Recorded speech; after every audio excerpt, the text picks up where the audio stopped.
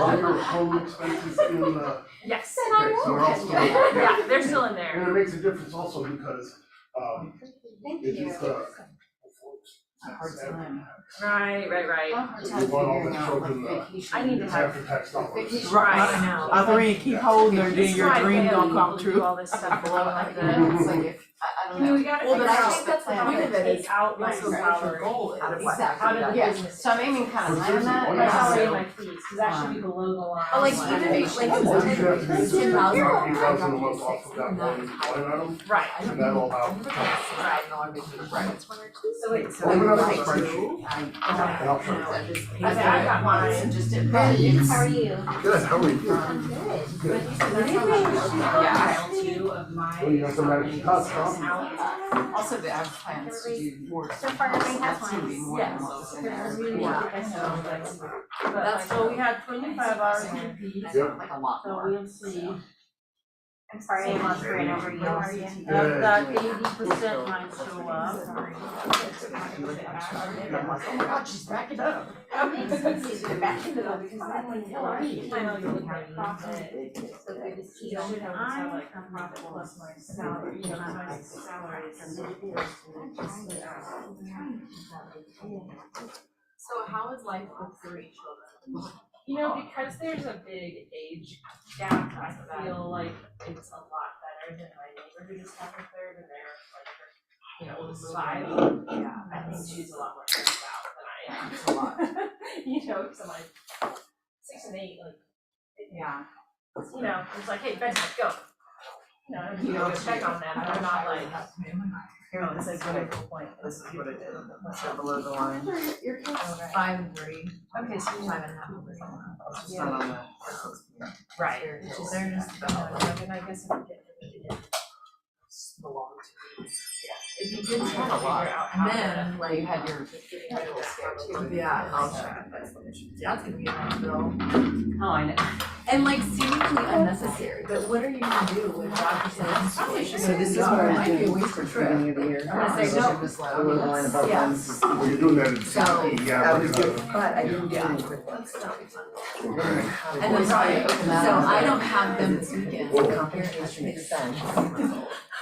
Well, you can just import the whole chart of accounts right on. Yeah, I already have that all set up. Hey, how are you? Yeah, no, everything's all set up, it's great like this. And it's all. I'm getting better, yeah, good compliant, deal. and it matched everything that you did. Have to take Okay, very good. small baby So- steps, So but we're talking about her it's been salary. progress. Right, and I pulled that out Yeah. here. But compensation is here, but it's minus that. So what is that? Brought my makeshift. It was, So, motion is up to, well, we wanted it to go forward. Yeah. So since she upped it Yes. to 100, Yes, I'm not leaving. divided by 12 is, Yeah, I thought about it, but I don't see any benefits to it. Subtract. Hey, how should I do that? You talking about my Yeah, things? yeah. Well, in QuickBooks, I got it. did you get? well, that's right, I'm 'cause trying they to have, find it, so I. Sorry. These are already combined line. Ben, move right on the line. yeah, that's okay, that, doesn't have to be perfect for this, And the 'cause fees. this is really good set to go with. That's why I'm here. I got you. So, it's Okay. okay, Oh, it doesn't every have day to again. be perfect. Get myself, you guys in order back in business. Planning. Correct. It's not necessarily for like the monthly P and L that I give Right, her. right. Oh, I got One you. of you, some Yes, that's just for her This income. is just for the Pull allocation. out for 8. She just Yeah. pull out for 8. Yeah, so if you do the allocation. Yeah, yeah. Just That's not a good way to start a subtract sentence. the subtract That's not a good way to start a sentence. monthly. I said, Monthly. Yeah, and that line is monthly. And you tell me I was in the Yeah. bathroom. And that'll change the allocation. And I don't. For our reporting and taxes. and all that. No, if she's a multi-line, so her salary is multi-line in QuickBooks right now. So there are 2 different ways to look at it. And her business is big enough that hers being a multi-line, that is. Yeah, oh, yeah. Don't worry. Just change it in the application form, is all you need to worry about, the rest of it, you're good. Oh, that's good. Mine's next week, tell them I said hello. My son, that was one of those jobs where I slept near the floor, but we Which one we got? So it's all 6%. I have a 27-year-old. I feel you, 10-4, so I do that a lot, they just plug Yeah, in, might have plug been- down. So, Or I'll plug my phone in, but it's not plugged into the wall. Andrea, Oh, yeah. Okay. Justin, 5 hours. The second one was like 7 I hours. can see the things. Justin's the younger one, Andrew's the older So one. that's, so then I'm This thinking one if I here, have a third, I'm like, pretty young. no, I don't, maybe not, I guess her and Tell she them was. where you want. Can you No, grab me my one of those dog, papers, please? Yeah. The blonde one, Dark blonde one, hair is the younger one. dark hair is the younger one, That's the correct, one I you got it. better. Okay, all right. Thank you. They both bought their first houses last year. Very good, Chandler did this year, so it's Excellent. kind of crazy.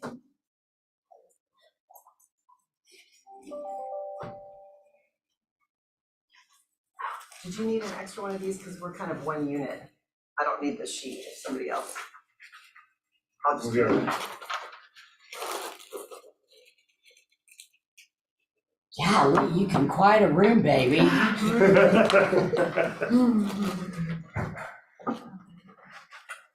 You got it straightened out?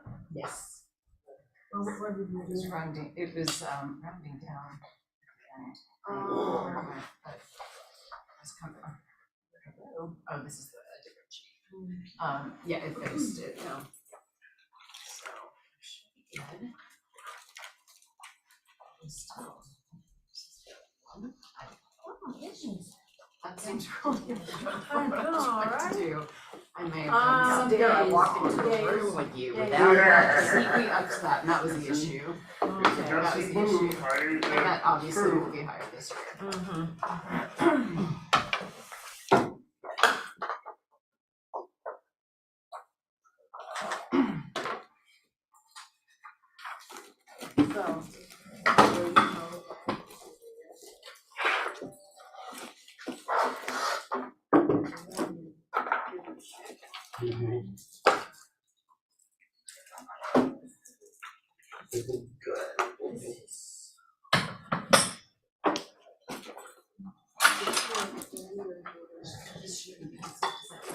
I remember it was 2008. Book came up 2008.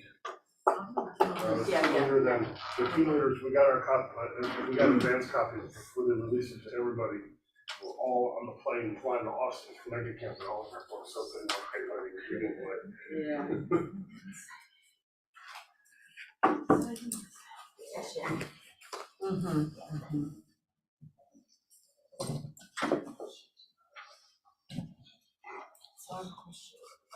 Yeah. I can check my spreadsheet.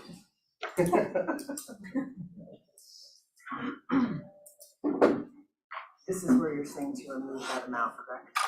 How much do you have in the balance? Yeah, -8, right? Yeah, would that then cover everybody else and Yes. payroll taxes and? Yes. Oh, God, no. It's like a I know. Steve, it was I needed. do have a question, there's a team range part, do it. Oh. And you're ready? I did put 18 there, but do I leave that? Just before that. Okay, it doesn't factor in, okay. Oh, wait. Wait. Your allocation. Okay, so everything. All this is good. Okay. Because this is just. Yeah, yeah.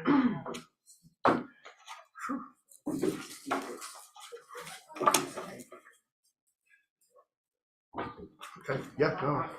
All right, Helen, absolutely, you want to do the beginning or the end? A beginning, and then Okay. at the And end, then towards the end, remind me, and I will talk about it, yeah, because we'll get into the actual implementation yes, part at the Yeah. end, so it'll come up again. yes, hello, friend. Hello, friend. How are you? I'm all right. How's your trip? Oh, man, that was fantastic. Look relaxed. It was. It absolutely was. 5 minutes? Yeah, 5 more minutes. All right. Anybody else have questions about your homework, about your doing the spreadsheets and your numbers? Susie, questions about spreadsheets? Yeah. Not yet. No, they already asked me. Did you do your homework? Mine done.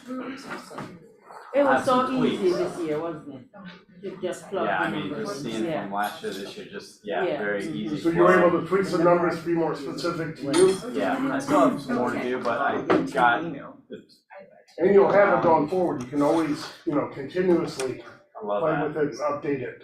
One of the more important things to keep updated is gonna be, watching days on market. So as they get longer, the number of active listings you need to have at all times is gonna change. Right. And also by keeping an eye on your days on market, not the markets, but your days on market will give you, it'll be a bit of a canary in the coal mine to let you know when the market is changing. And it'll be a reminder to you that maybe you're not pricing as good as you need to be. So, And also your days on market according to price point. yeah. Really big in our market. Yeah, over the high price home, Yeah, I've got some clients who do break it out that way and look Yeah, at it like I that. have to because they're so different, drastically different. Right, yeah. Yeah, that's a good point, Paige. Jim, did you do your homework? I was born doing my homework. The girl with the Born cute doing my homework. shoes. You like cute shoes, Adriana? Julie Rivera. Friday. You're probably the only one who doesn't know who's, so I'll give you the introduction. Thank you. How you been married? And I'm glad you gathered that. Oh, lovely.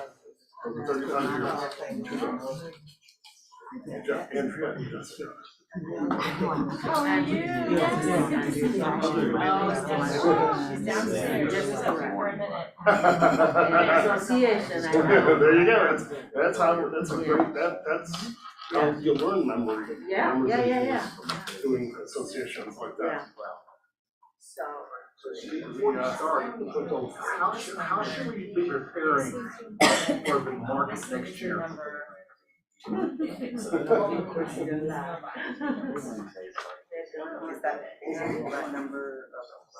Why would that question be any different this year than any other year? Great question. Yeah, that's like, I talked to you guys this morning and he thinks the market is going to change drastically. that's their expenses. Does he have a crystal ball? Your teller says it's going to be a rough year next year. He says, give me what? Your teller said maybe it's going to be a rough year next year. What are the crystal balls? And so inventory still. Nobody Nobody knows. Actually, that'd be a good question to ask. Right around yeah, okay. Yeah, so that would be. One day at a time. I don't respect it. Alright, so let's get started. I need all Jeffs and all Kathys to look here. And all Liz's and, yes. Okay, so tell me your name again? Fatima. Fatima. Yeah, I know what your name is. I know. Jamaica, we said Fatima. Okay, so I'm gonna do the introduction. Everybody else knows who Steve Cloud is. So I'm gonna do the introduction just for you. Thank you. So this is my friend Steve Cloud. Really, this is my friend. I can pick up the phone and call him and you text back. So Steve has been everything you can think of in our stratosphere of KW. Agent, leader of a team leader of a market center, technology coach, maps coach, trainer, master faculty, or? Not master faculty, Because you don't want to be master because faculty. I want to be, I want to stay coaching, not training. Right, so there are certain levels of training people that we have. You can have the trainers and the master faculty. He's a master faculty without the title, right? So Steve Cow came to real estate by way of his mother, right? Steve Cobb decided he wanted to go to Duke. So mom had to sell a lot of real estate. So I met mom, bless her soul, a long time ago, and we had a great chat. So Steve thinks I love Steve because of Steve. Really love him because of that conversation with mom, right? So you never know what one conversation can change somebody's life or have an impression on them, right? So I say this to say all of this. He stands right here in the place of authority, knowing what he's talking about. So please, this is a treasure, this is a gift. Whenever we get him to teach business planning, it's because we booked it months out, right? So that's Steve Cox. Steve took the Market Center Sandy Springs to the #1 position in all of KWRI, beating out all the other market centers in Texas, which that is a huge, huge deal. And he did it during the shift in 2008. So 2010 actually was the year that we finished #1. 2010, I stand corrected. So, place of authority, do you think? All right, so let me come over here. I'm just Vanna White, his bad teacher. This is Hispanic White. This is Chris. Chris has been in the business 4 going on 5, right? And so I feel like this proud little mama who gets to see people grow up in front of them. So Chris came as a brand new agent to this market center. Just did everything that he was sometimes told to do. She doesn't, and some people don't know. She doesn't know, right? So yes, I am gonna introduce you because you deserve to be introduced. You give people respect because you give people respect, period, right? So he just put his head down, hard up and did the work. He's now one of our top producing agents in the office. He's never skipped a day of coaching. He's now leveled up his coaching, so he is a pupil of this man over here. So together they are gonna lead the business planning clinic, and I am as excited as if this is my first time, which it is not. And I will tell you the very next step after this business planning class is gonna be your GPS and your 411. This plan means nothing if you don't have a GPS, a 135, and a 411 to give it means. So he's gonna talk about that afterwards, and that class is in November. Great. So, Thank you. All right, Chris, ready to have some fun? Let's do it. And interestingly enough, it was this class where I first noticed him. He was sitting right there, and it's the first time taking a class, being in a room with me, and sometimes somebody you can just tell that they are truly in the game.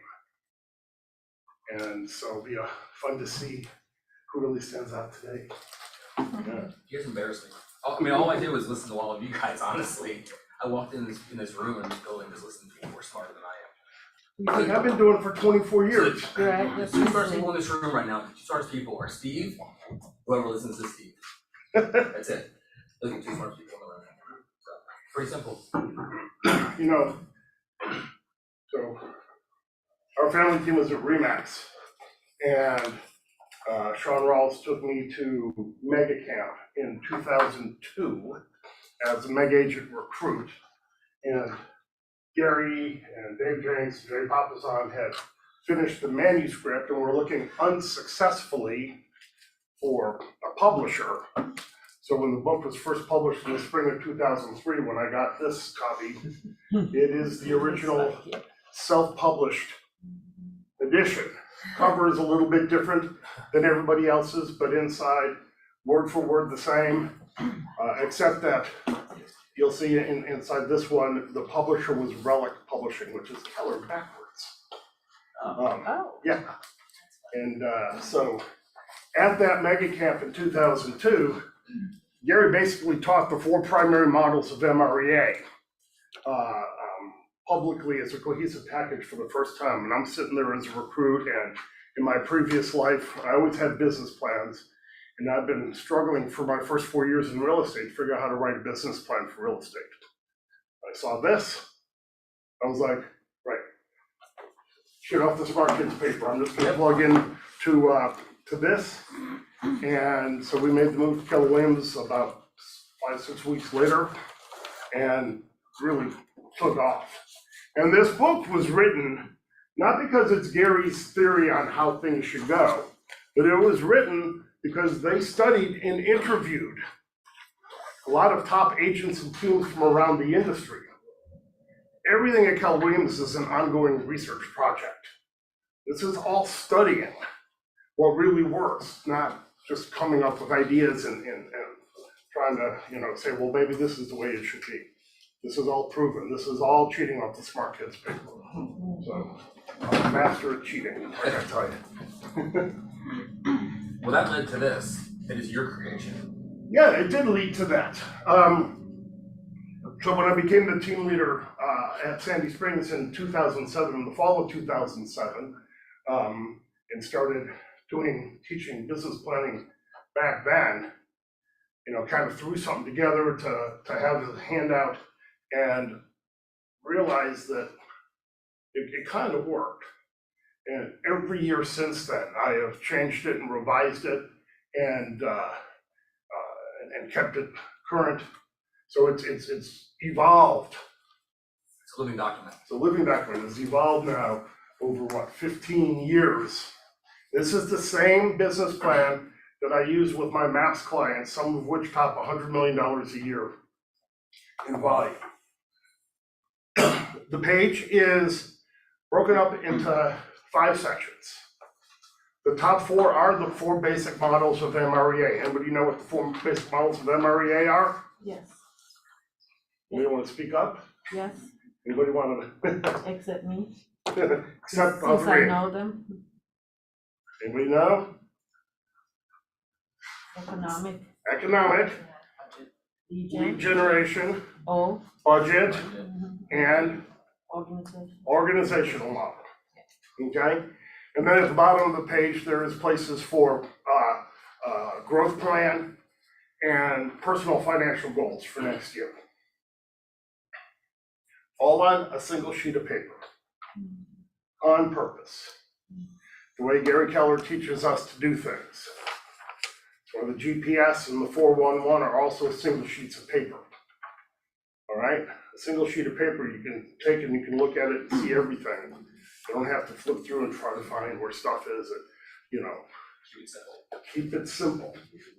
Keep it simple, because one thing we know, it is simple. It's just not easy. All right? Keep it simple. By the way, part of the answer to your question earlier, Jim, is in keeping it simple, right?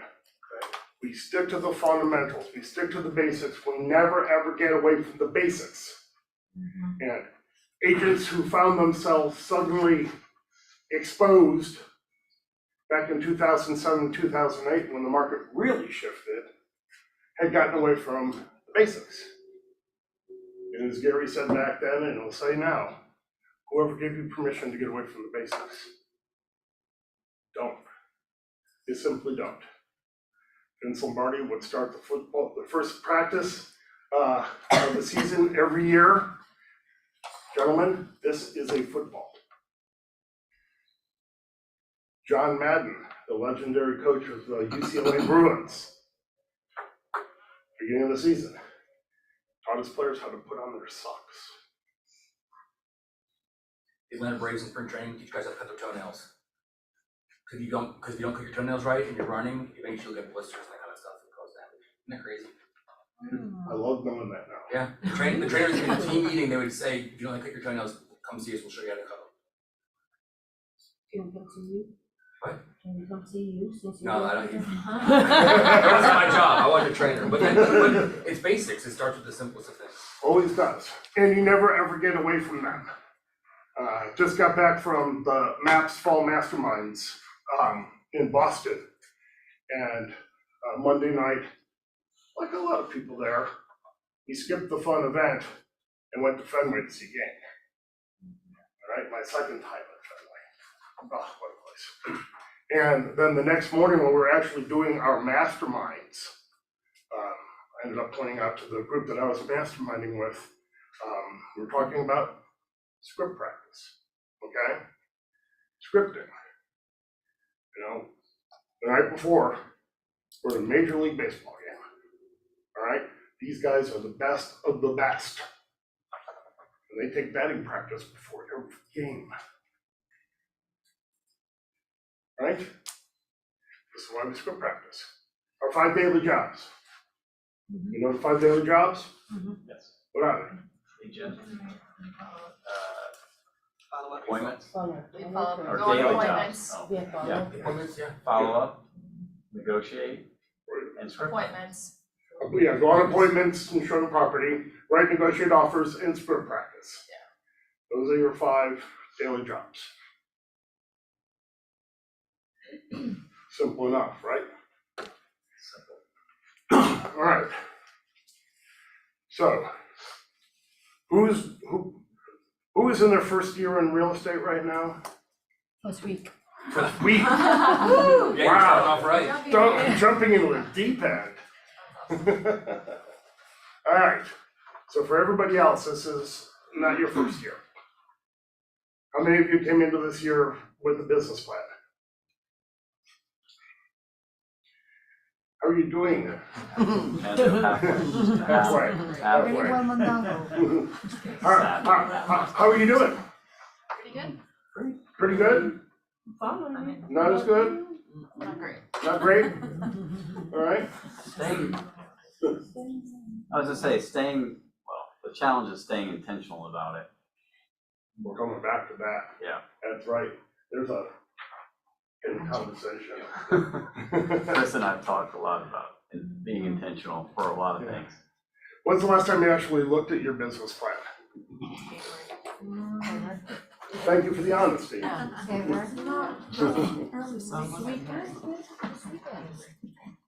You remember the goals from your business plan? Yes. Yes? Do you remember what actions you're supposed to be focusing on from the business plan? Yes. Sort of. We went from yes down to sort of. Okay? Why do you think I asked that? It should be top of mind earlier. Yeah. So. Once you set the goal, you don't focus on the goal. Okay? The purpose of having a goal is to inform the plan. The purpose of the goal is to have, an endpoint that you can then devise a plan to get to. It's about the plan, not the goal. Focus on the plan. And so that's what we're here today to do, is to build out your plan for 2023 based on your goal. Now, it seems so far, Chris, that the spreadsheet that we put together, the spreadsheets with the allocation form, seem to work pretty well. Yes. Anybody have, a lot of people came early and asked a couple of quick, simple questions, but for the most part, it seemed like it was helpful. Yes? Yes. Keep going with that? Yes, very. All right. Last year there's so much time spent on math. Right. We want to get rid of the math of the class and focus on the substance of the class. So now you plug your numbers in and it should auto-populate and spend more time focusing on what's important. And it allows you to adjust and change Exactly. as you realize, hey, I want to go on a better vacation next year, or I want to buy whatever, more investment property, whatever else. You can change your numbers and see how it affects your life. Right. And you can also make adjustments around things like changing days on market as the market shifts, right? So you can always, replot your course a little bit going forward. All right, so everybody have their one-page business plan. All right, and so across the top, a couple things that you'll be able to do later. You should put your big why on that. Something to remind you every time you look at this sheet of paper, why it is you're doing what you're doing. What motivates you? What really matters to you? What matters enough that you're willing to do things that are hard, uncomfortable, maybe even scary. So Steve, you're gonna guess, what would you guess the percentage of people in this room that actually know what their big why is? People struggle with that, don't they, Jim? They do. Yeah, they do. All right, and so to that, I would say, it doesn't have to be your lifetime big why. Thank you. It can be your big why right now. What's your why right now? My mentor, Mike Fleming, likes to talk about go from survival to success to significance.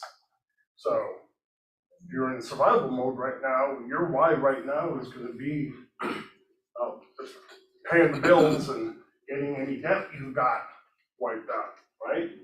It'll change over time and that's fine. It doesn't have to be some big, grandiose kind of thing.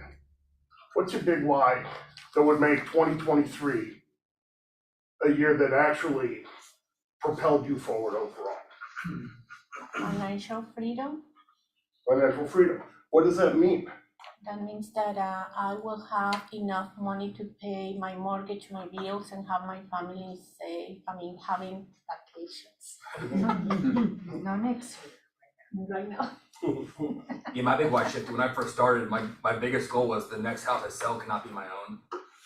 I needed to survive. I had to thrive. I couldn't afford to fail. And it started off just simply just getting by every single day. And now it's creating a life of abundance is what it shifted to basically. And abundance means not just for my family, it means for other people too. So everybody's answers here are gonna be different, and they should be, okay? They are personal. By the way, for those of you who have a team, you should know what's truly motivating everybody on your team as well. Otherwise, they're just there to focus on your goal instead of focusing on their goals, helping them achieve their goals. Know what everybody's motivated by. Yeah. Sorry to interrupt, can we get one more copy of this sheet? Yes, can I have Yeah, I did it too. You want a scratch sheet?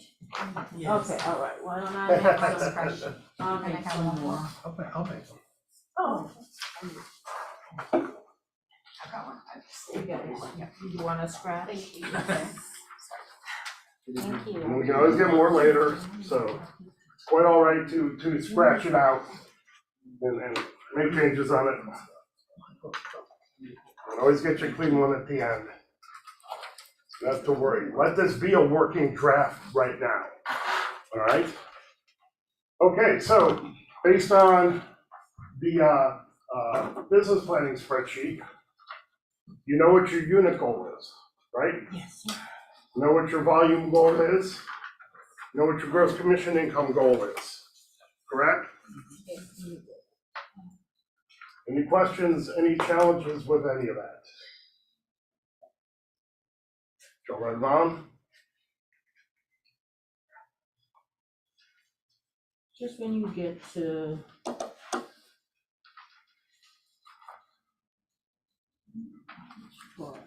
So I asked Melissa what the average sales price was for units in our market center. Do we have a guess what it is now, based on the market we're in? 450. Close, 445. 465. Okay. So we ended up using 465 and 2.7%, Yes, 2.7. I think, for the average gross commission income. Now, of course, when you're tracking your numbers, you'll know what your actual numbers are. And by the way, all those numbers right there, that all the yellow cells that you had to put into that spreadsheet, those are the numbers you need to start tracking.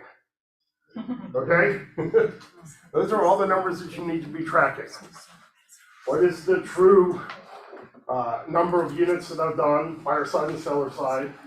What is the true actual volume when you add up all of your transactions? What is the true total gross commission income? How many get a little confused about the term gross commission income? You can raise your hand, it's all right. I just am trying to figure out, like, when you're looking from gross commission income and then you've got referrals or you've got things that go out, is it what's your 1099? Because that's like the profit and loss, profit, I'm like Your the, P&L is not built based on your 1099. Okay, but Okay. like, just kind of like, that kind of changes when you are giving out concessions and things like that, or? Nope. No? Okay. Nope, thank you. That's very helpful for everybody to hear that. Yeah. If you sell a $500,000 house and your side is getting paid 3%, the gross commission income is, 15,000. everybody can do 3%. We can't calculate the tip, but we can do big math like that real easily. Okay? Does royalty and company dollar? $15,000 That's is the gross. gross. Right. Gross. Gross is big, it is the biggest number it can possibly be. When we talk about gross commission income, that is before anything I got you. gets deducted. Cap, royalties, splits to team members, referral fees, KW cares, okay? Those numbers come into effect in the Life by Design page, Right, where you right, start factoring in Right. things that come out. exactly, they do. They're all accounted for on there, or can be. And from a profit and loss standpoint, the things that you're talking about, those are the things that we refer to as cost of sales, okay? So your P&L is not a checkbook reconciliation tool. You do not go by how much money you deposit into your bank account.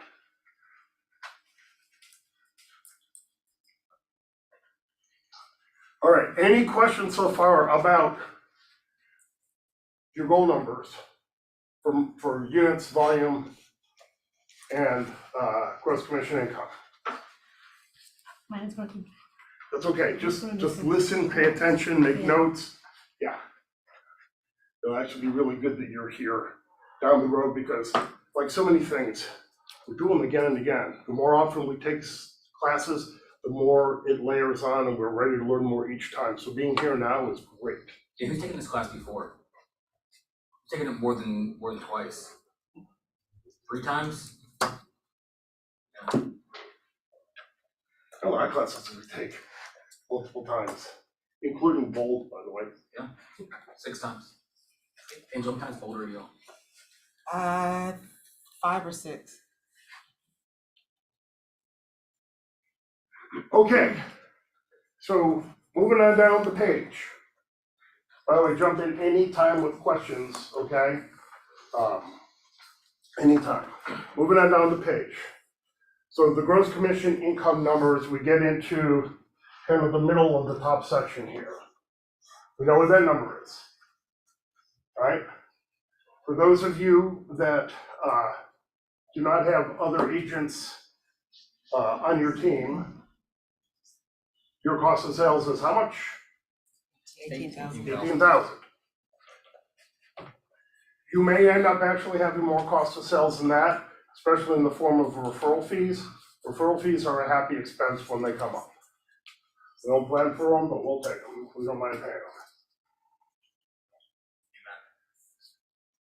All right, for those of you with teams, were you able to figure out your cost of sale? Good enough. No. Oh. The formula is from The formula in there is gonna be based on 30%. 30% of your gross commission income, all right? Cost of sale in a nutshell is 3 things. Your broker fees, which is actually broken down in 2 things, market center, company dollar, and the KWRI royalties, okay? Splits with your team members, and outgoing referral fees. So if you have a team, your cost of sales is gonna be at least 30%. If you're a single agent, it's just It's just the $18,000. 18,000, Yeah. okay.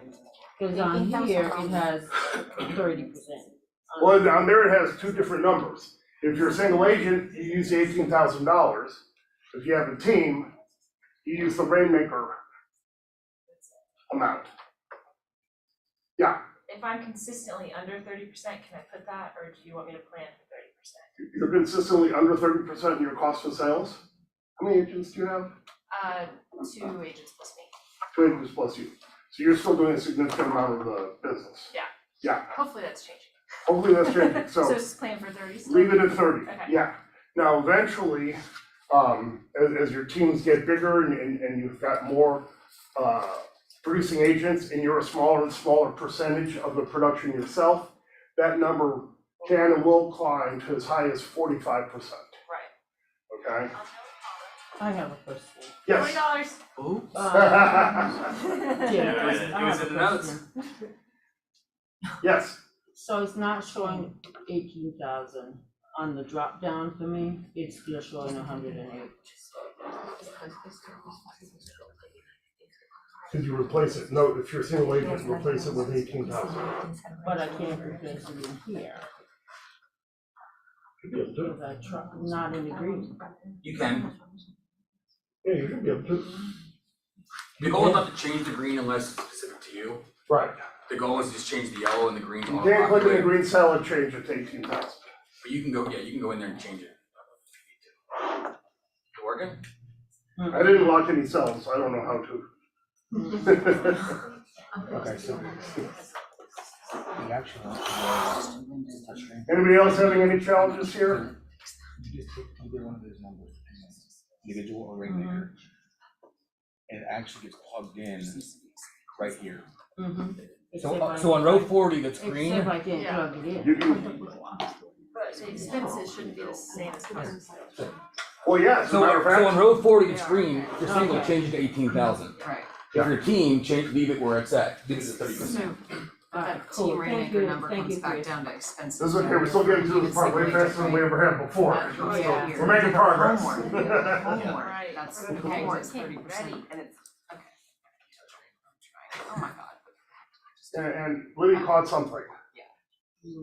Expenses and cost of sales, going by the default numbers, are going to be the same, 30%. And 30% really should be your expenses.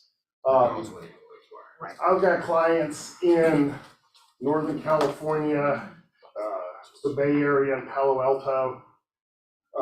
Their expenses are a lot lower because they only have to sell 30 houses to do $65 million, okay? So things change a little bit, but for us, here in Atlanta, we're a very normal representative market. One of the nice things about our chart master stats is they really are representative of pretty much, any typical market anywhere. So for us, expenses are gonna be 30%, and if they're less than that, it means one of two things, or maybe both of two things. But if it's less than that, you're under leveraged, and perhaps you are really doing a great job of generating business from your sphere. It is okay to be under budget in lead generation if you're getting your business from your sphere and you are hitting your goals. It is not okay to be under leveraged. Say it again. It is okay to be under budget in your lead generation Under if you're budget. hitting your goal and you're generating a lot of business from your sphere, Right, right? Because that's the least that's expensive me. and most effective place to generate business, It okay? is not okay to be under leverage. It's not okay to be under budget with leverage, okay? Yeah, I don't want to have that problem. Does anybody need any help with the sheet at all? Everybody doing okay right now? Yeah. Okay. By the way, so there'll be a place where we had a quick conversation earlier, new agent, and she didn't put anything under compensation. And I pointed out to her that she should be using a transaction coordinator with every deal right now. From your very first deal, use a transaction coordinator. And if you don't understand what that means, write it down and ask someone after the Yes. Yeah, ask all of Yep. us. And Yeah. don't make the mistake of saying, well, don't I need to learn how to do it myself No. first? The transaction coordinator helps manage the work behind the scenes, and you only pay them when the deal closes. Right, so You make truly a a check lead of with revenue $12,000. model for leverage. Okay, so now we know our your actual pre-tax profit, right? Is everybody good? Yeah. Excellent, this is working. It is working. I'm a little stunned. You're used to more math. I know, we've only got a little bit more math, for now. Okay, sellers and buyers. You've got your unit goal. And then you broke that down into how many of those you wanted to be sellers, and it automatically told you how many then would be buyer sides. How did you arrive at your seller goal number? 70%. 70% sellers. Is that, That's somebody, I mean, I've got 2 buyers agents that I give buyer leads to, so that's, but this is for the whole team now. oh, The this is for the whole total. team? Yes, Oh, this is a total team goal. right. Yeah, Then yeah, then it would be different. right. Either that or your buyers agents or not.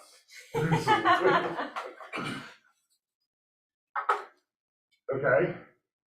How did you come up with your listing goal based on your unit goal? Is it at least half? Is it more than half of your units as listings? More, More. always more. Always more. It is. Jim, what do you think about that? I mean, it's not a lot. 70% listings, 30% buyers. It was always my goal because the person who had the listings control the market. That's right. That's what I was doing. Yes, and. From my ivory tower. And See how I do that? Yes, and. Did not say but. Page 42 of MREA. For every listing, you would generate additional, plus when you've got, so I'll say that once you have 2 or more buyer's agents on your team, your overall business plan shouldn't necessarily be more listings than buyers. Because then you're actually leaving business sides on the table unconverted that you could have had. Listings are made for buyers. So after you get past level 4, where it's you, 2 admin, and a buyer's agent, once you get past that for the overall team goal, it could really be 45% listings, 55% buyer sides. But the engine is still fueled by listings. correct. That never changes. You are correct. And for you personally, it always needs to be heavily listings. Okay? I don't spend $1 on buyer leads or buyer marketing focus, meaning if I have that problem like Libby does, and yes, you leverage or we refer it, we still get, but it's always 100% for me focused on listings, and then I will continue to apply the model around buyers, of course, and I always still work with buyers. Right, you can't help it. We're about to get into the lead generation model. We'll talk about this concept again, but there are actually 2 lead generation strategies that I've pre-filled in for you because they're always in there for everybody. Number 1, without a doubt, is your database, your truly met database. And secondly, and I'm not saying it's going to be your second largest source of deals, might be, but it's just the second one that's automatic for everybody is converting leads that we get because we have listings. Okay, which will be predominantly buyer leads. And when we focus on the listings, even when our buyer side goal for the whole team is bigger in units than the listing side goal, when we focus on the listings, we never have any problem hitting the buyer side. We get plenty of leads for the buyer side. Right. Does that make sense to everybody? Yes. Okay. Crystal. Excellent. Okay. The spreadsheet takes you across the map for the listings. How many listings do you need to take? And how many listing appointments do you need to go on? Did you move those numbers from the spreadsheet onto the business plan yet? No. No. Listings needed. I'm gonna have to ask a question. What line are we on this, on the, 2021. 2021? Okay, thank you. I'm with you. And those numbers change. That's what, if you track your numbers and know, right now on column 20, percent of listings they close, right? Yes. 80% uses default if needed. Start tracking this. Start tracking this. If you know you're closing a higher rate, you can change that number to a different percentage. Right. Which guess what that means? You can actually sell less houses because you're converting at a higher rate. These yellow numbers are meant to be changed as you track your numbers year to year, month to month, quarter to quarter. You go, wow, I'm getting really good at going to listing appointments, and I'm getting a higher percentage of listings and a higher percentage of closed listings. Adjust that. Just know it scientifically, not, off the top of my head, I think I probably closed about 80% of my listing appointments. Yeah, that's not good enough. Okay, you've got to track and know. Because if you guess and guess wrong, You'll hurt yourself, you'll miss your you'll goal. only hurt yourself. Right. Now, don't ever set your listings, taking the listing sold at 100%. Matter of fact, don't ever set it higher than 90%. Even in the kind of market that we were in there for a year and a half, there were still some listings that didn't sell for one reason or another. It happened. It's better to factor it in and have it not happen than the other way around. It's always good to overachieve. Yeah. See, part of the way this business plan is designed and the way I created it was to help make sure we do little things to kind of give ourselves extra buffers throughout the business plan. Okay? For instance, we always round up, forget what you learned in elementary school. Okay? 4.17 is 5, not 4. So you can't sell 0.17 house. Yeah. Always round up. Yeah. For our average sale price, that will most likely change. So from this year, I mean, it may, it may not. So should we kind of underestimate for next year or use what we have now? You can, if you'd be more comfortable underestimating, go right ahead. Okay? I'm always good with underestimating. The problem is in overestimating. Okay? Well, we did reach out, Chris and I, to get actual numbers for Quan, but your results may vary. You gotta read 5 times. And who knows? Okay? And we'll get back into this a little bit more later, but Jim brought this up a minute. It's like, who knows?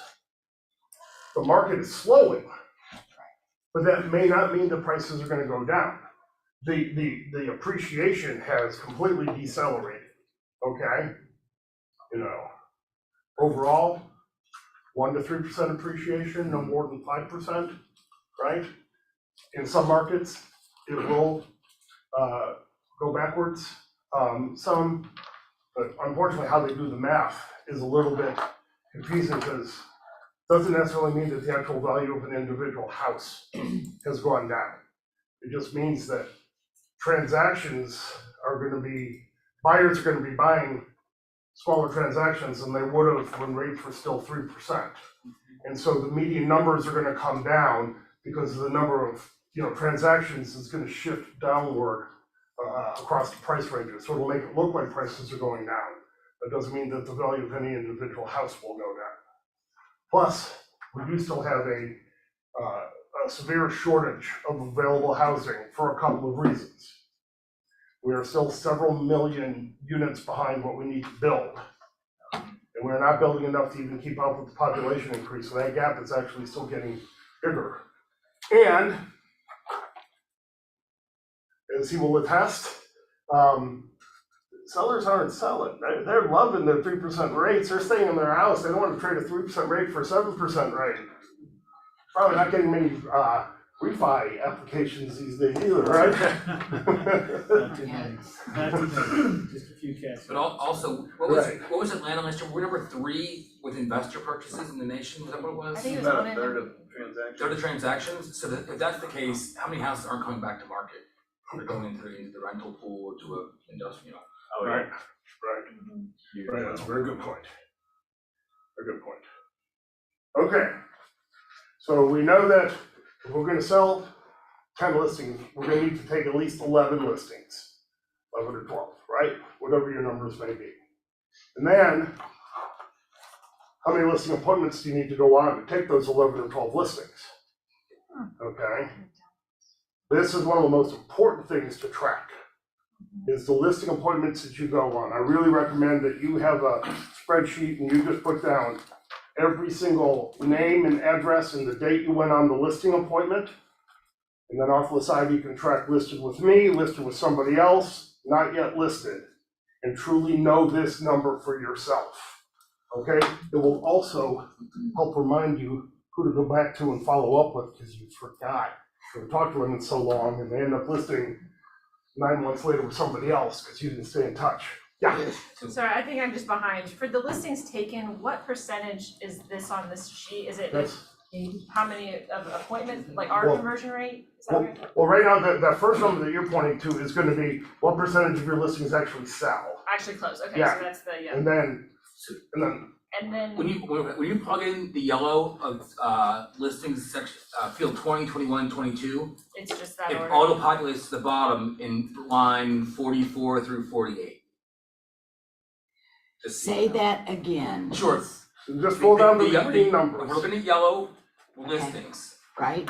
field 20, 21, 22. Got it. Those numbers you plug in will affect the seller's close section, which is section 44 through 48. Got it. And you notice these round answers up, so when you get the answer, that's when you bump it.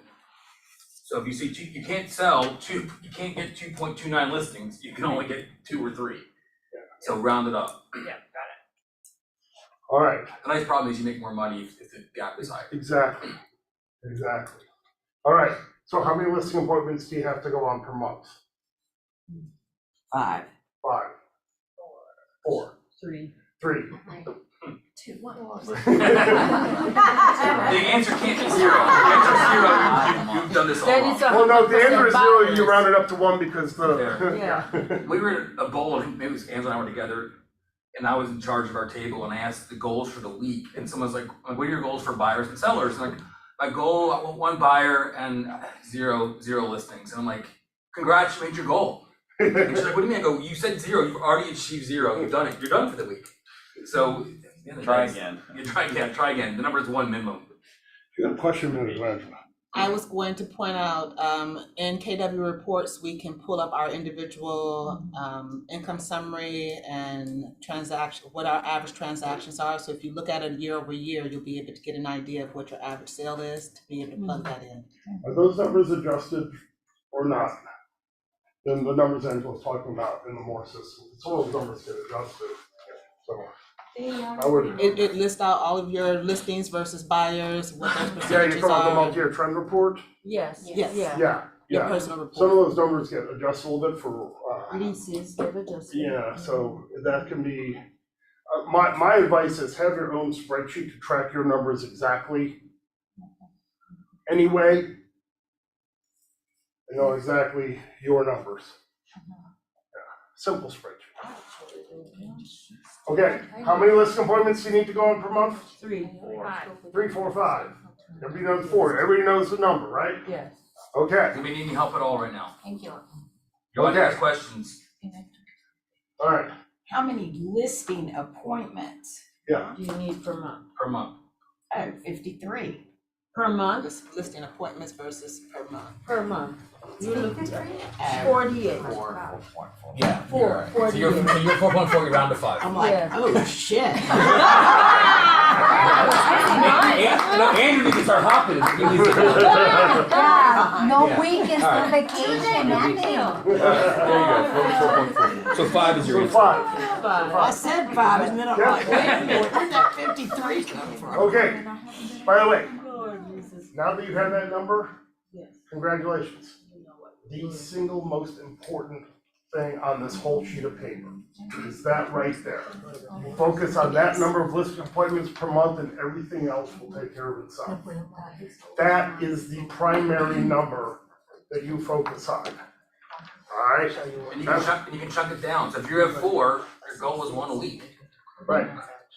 Don't wait till the last week to try to do 4. And that's the first number you should be reporting to your coach every time. How many listing appointments have you been on so far this month? How many are you supposed to be on so far this month? Okay? In general, we don't spend too much time on the buyer line just because when you focus on the listing side, the buyers take care of themselves. When you look at your total number of buyer sides, you can tell whether or not you may need a showing assistant or a buyer's agent or another buyer's agent. Decided to start tracking this year how many unique buyers you work with, meaning how many different buyers you write an offer with. I was gonna ask you Yeah. about that, Yeah, cause that's the so- first time. Yeah, how many unique buyer offers do you need to write? If your goal is to close 15 buyers, you know, you probably need to write offers with at least 20 different buyers to get 15 of them to the closing table, right? So it's kind of an updated way to kind of track how you're doing on the buyer side is the unique buyer offers. Okay? Now we get to the snapshot targets, which were automatically calculated for you in there.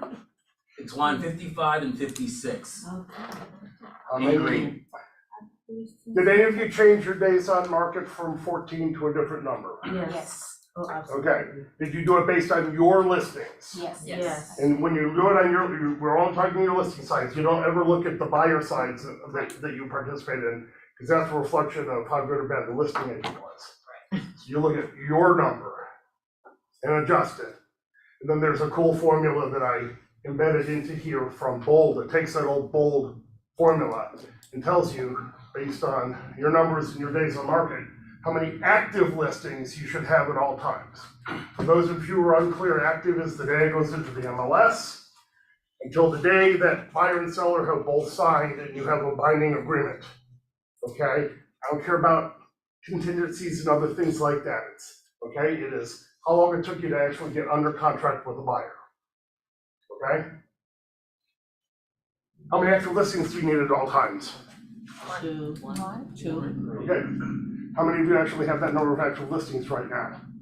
If you count rental listings too. Nope. Man, Nope. you have to count those, come Nope. on, you gotta give me Nope. something. Nope. Nope. Count those, yeah. Nope. So one, That's play money. one, yeah. How many, Active nobody listings. has the right number of active listings. What if it's a Page luxury notes. listing, a luxury rental, At 5. like, If it's gonna pay you something close to your normal average commission, 15,000. yes, then you count it. No. Oh, our green stop. Yeah. Okay. I'm gonna stick with my original answer, I agree. Okay. Thanks for the backup. Yes. No, doesn't count. And how many pendings do you need at all times? 3. How many currently have enough pendings right now to be today? Took a snapshot of your business today. How many of you have enough pendings right now to be on track? No. 3. No. Jesus. No. Not counting leases. I mean, No leases. No No leases. leases. I have 2 pending, so I need 3 more. Today's the 7th. You can do it, girl. So I need 5 up, 5 down. Yes, yes. And that with No, no, Remax, the pendings- remember the up down with Remax?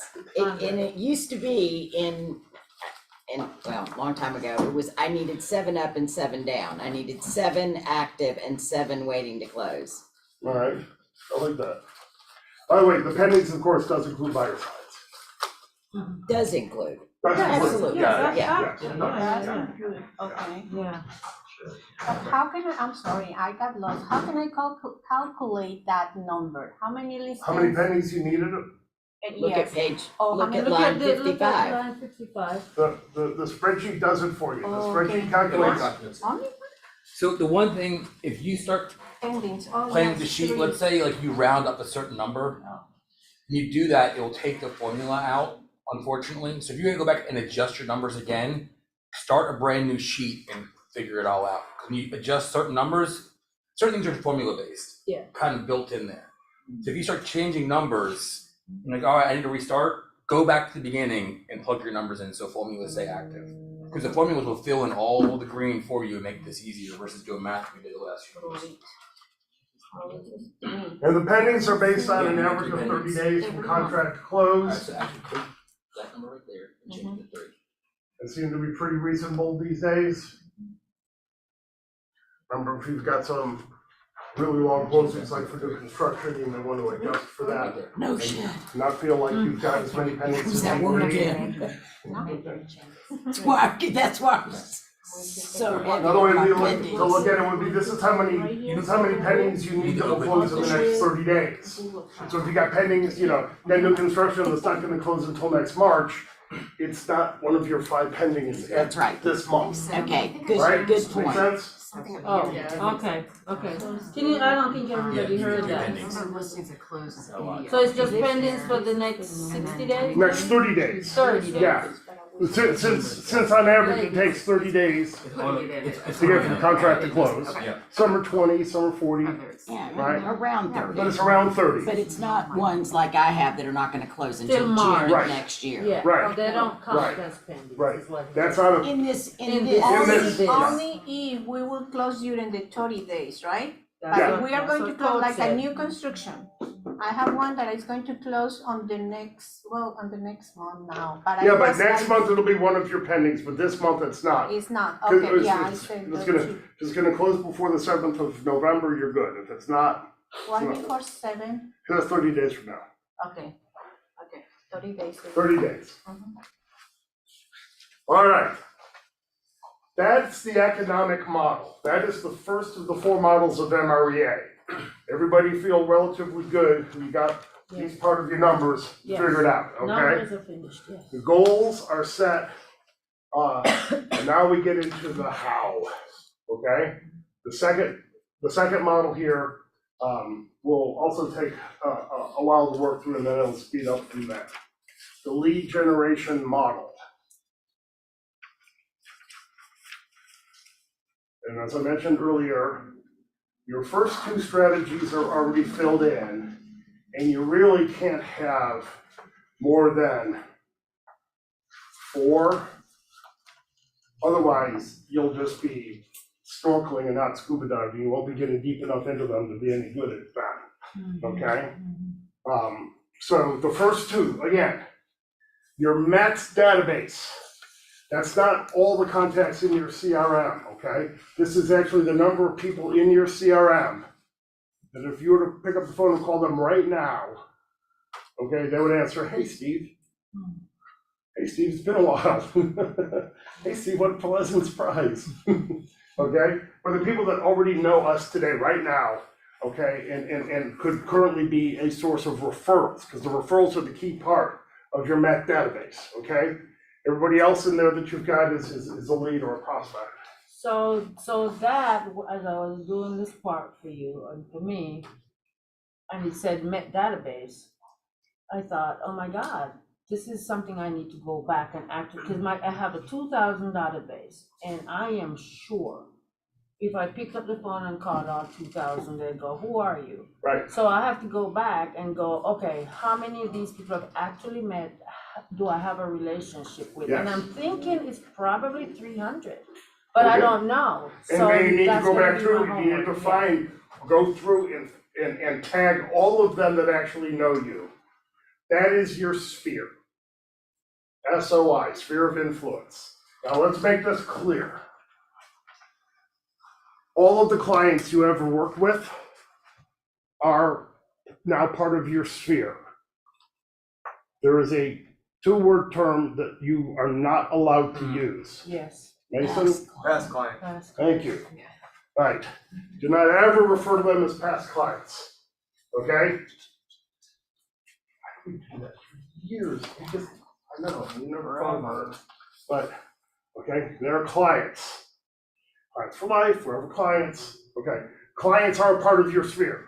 So that 300 people or so for you will include all the people that you've ever done a transaction with, that you would be willing to do a transaction with again. That part, Yeah, or Yeah. they would be Yeah. willing to. Yeah, do it goes that transaction way with too you. sometimes. You can fire people, that's Yeah. the best part about Yeah. this business. Yeah, Yes. On the green, I changed that number. I wasn't supposed to do that, right? Let's see. Which Let me go to my thing and see if it'll inform me with that show. What cell was that? Number 58C, Okay. no, 59. Yeah, there's Yeah. no There's cell. There's no 28. There's no cell. Look There's up, no cell. Change C28 and it feeds it to that number. Yellow feeds green. Yellow Because feeds I green. had put 2,100 there, and that's what screwed everything up, right? That's way too many. Yeah. Yeah. I don't, there's not, I mean, I have 2,000 people, Yeah. In your database. In your Yeah. database. but I don't have 2,000 people that would say, hey, Paige. Yeah, Right. right, Right. right, so that's what I'm Right. saying, I Yeah. gotta go back and check. So like you But said, I will correct. tell you something, Yes. we had a horrible situation this week where our phones went out. We have a phone system. Yeah. As separate from the office, and our phones went out. And we had to go and send a email blast to everyone in our database. Yeah, we got it. You got it? I got You it. got it? Okay, Yeah. everybody got it. It was real. I mean, our phones went out and we had to send. So, we were laughing and joking about it, about it was real. Mhm. That really happened. But we went back and checked the people that responded. Oh my gosh, just OMG or sad face or something. They knew us. You need a reverse How goal. many? Right, How many? you're right, that was a reverse reverse goal. When my phone went out, the same thing happened. When I posted on Facebook, hey, I lost everything. People were like, yeah, it was funny, it works. Yeah, It was, especially if it's genuine, it works. I didn't Well, I question. mean, you know, but I mean, I was genuine. I was panicked. Anybody Right. that was up on this Right. top floor heard me. Is that S word used a few times? And more, Shift. and more. Shift. I mean, it was scary, but it was amazing the people Mhm. that responded and Mhm. said, call me when you have a phone again. Did you track it? Do you know? Yeah. Okay. So that's my number that I plug in there. Yeah. That's my number. So C And then you have an 28 excuse to call them feeds, back. C28 feeds C59. If you change C59, you need to change it to, the new form must be equals C28. Say it all again. If you, in cell 59, Yeah, do equal. put equals C28, That's it. and that should pull the number from the yellow section in your mets above. Now go through your database, Thanks. command, or refer to your follow-up boss, whatever you're using, and tag everybody who's a hey you, okay? As a true met or SOI, or whatever tag you wanna use, okay? This is, Right? it's amazing. I mean, I changed it to how I know the people that care about us. Right, right, Okay, and we're doing this philosophy instead of, we don't do lead gen anymore. We only pick up the phone and call people to ask how our friends are. And, that's simple. yeah, That's simple. and, Ready for When I script check- practice? Ready for script practice? Yeah. Repeat after me. How are you? Hello. yeah, We're good. that's it. And so my Start breaking out into Adele song. so So, my 10% is 9, equals 9, and that is about what it is today. My 10% of the CRM that would go to closing is 9. 9. 9 what? 9 Total? equal. No. If I have 95, if I have 85 people, Oh, you have 85 Okay, people if in you your have CRM. 85 meds, yes. If Yes. 85 bats, yeah, that would be, you should do at least 90. I have 85 people who care about me, that if I pick the phone up, my name is already in there. You've got me more. No, there's no way it's. We have 85 from this year. Right, exactly. 85 clients I from that had lifetime. 85 people that said they were sorry my phone was out. Well, that's, that's, but no, that's, Okay. Those are the S's and the I's. The Right, D's and right. the C didn't respond. Right. They knew you had it. I bet it's triple that. True? oh, it's I bet way it's, Well, I had it as 150 before we started this Oh, conversation. I think even It's bigger than that. It's It's more. way- It's way bigger than that. I have 2,100, I also had it at that, I so bet it- I just keep. I bet filling You it. probably Probably about 1,000. 500. At least 500. At least 500 who know alright. who you are. So 10% of that is 50 close. Yeah. So, That's a number you can tinker with, is you go back and Yeah, look at yeah. your, Yeah. Facebook, Go and your look for Facebook and your your CRM and your phone and go, command. I have way more people that I know than 85. so one of the things you can do, is to just flat out download your phone contacts. Oh my gosh. Okay, and then just go through and highlight all the people that should be in your CRM, and if they're not, add them in there, and you'll end up with, in your case page, it's gonna be hundreds, it's gonna be 500, 600, 700 or Yeah. more, I mean- all those friends you've worked with over the years, et cetera. Yeah, Oh, yeah. Okay, I changed it to 150. Oh my okay. God, that's more. You were sandbagging. 600. Hey, that is my number. Yeah, yeah. Like you right there. Yeah, Combined with you. Angela? So according to this, 10% of our closings should come from our sphere. Is that right? No, No. what it means is that 10% of your sphere should result in a closing in the next 12 months. So if you've got 250 people in your Met database, you should generate at least 25 closings in the next year. Because 25 is 10% of 250, so you should have 25 closings next year that are either with somebody in your database or of the result of a referral from somebody in your database. So you're gonna put the asterisk next to that though, Or, because we've gotta stay top of mind, even with our SOIs, so we can actually have those closings. well, right, that's the whole thing, Right, right? so, yeah. Oh, yeah. So that's the asterisk Yeah, next to it. yeah, no, that's- You should have 10% if you show them that you care. So we're gonna dive deeper into that as soon as we have lunch. Lunch. Guys, I wanna, thank Jeff and Tim for bringing lunch for us today. Guys, come on up. Thank you. Arthur Rain mentioned this class, I heard that, I'm like, okay, whoever attends this class, I wanna have lunch with. Oh. That means you all are taking this important step for a successful year next year, and Tim and I are, and Camilo are so happy to be, associated with you all. You all are a blessing.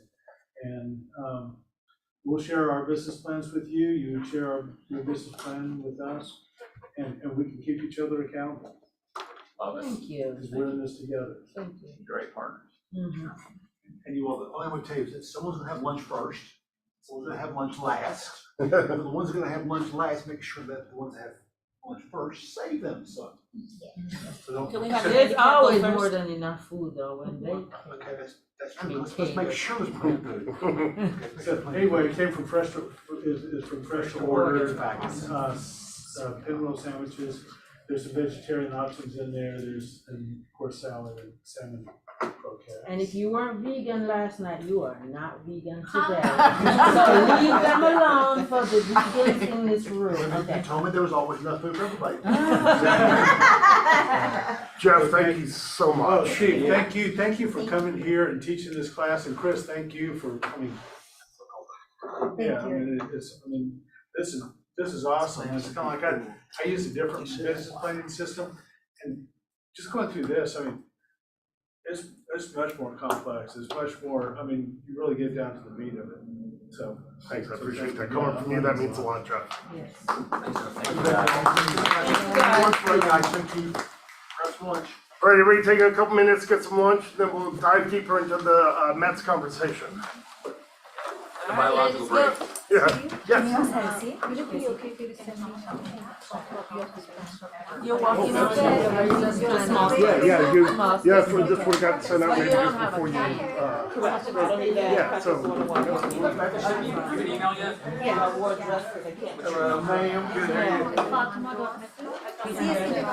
What? One back.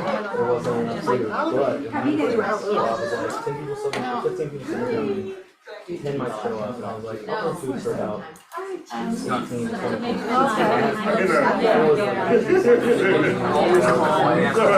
Yeah, and it wasn't enough, because some people don't eat chicken, yeah, I don't eat chicken, so I just grab the salad, yeah. But it was all gone. Yeah. Like that. And I was like, Yeah, it's about 35 people. How about, yeah. It was like every day. Just email me and I will make that. How many months? Oh, how many months in she doing this right here? I think you can actually back in June. First time I've won it in a while. Gold year. She's so brave. Right, I know. What about you? Dillard? What did I write? Time.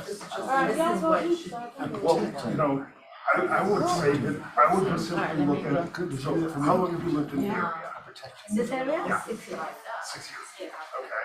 If you were to go through your phone, how many people do you know in this area right now that if you called up right now, they would If know. he responds and says, Hey, hey, you my guys, symptoms, come grab the cup. and if he does not, if he goes, Okay, so then, why don't you start out targeting doing, at least 10 deals in the next year? but I And mean, for that says I am confirming twelve with deals. you what you said.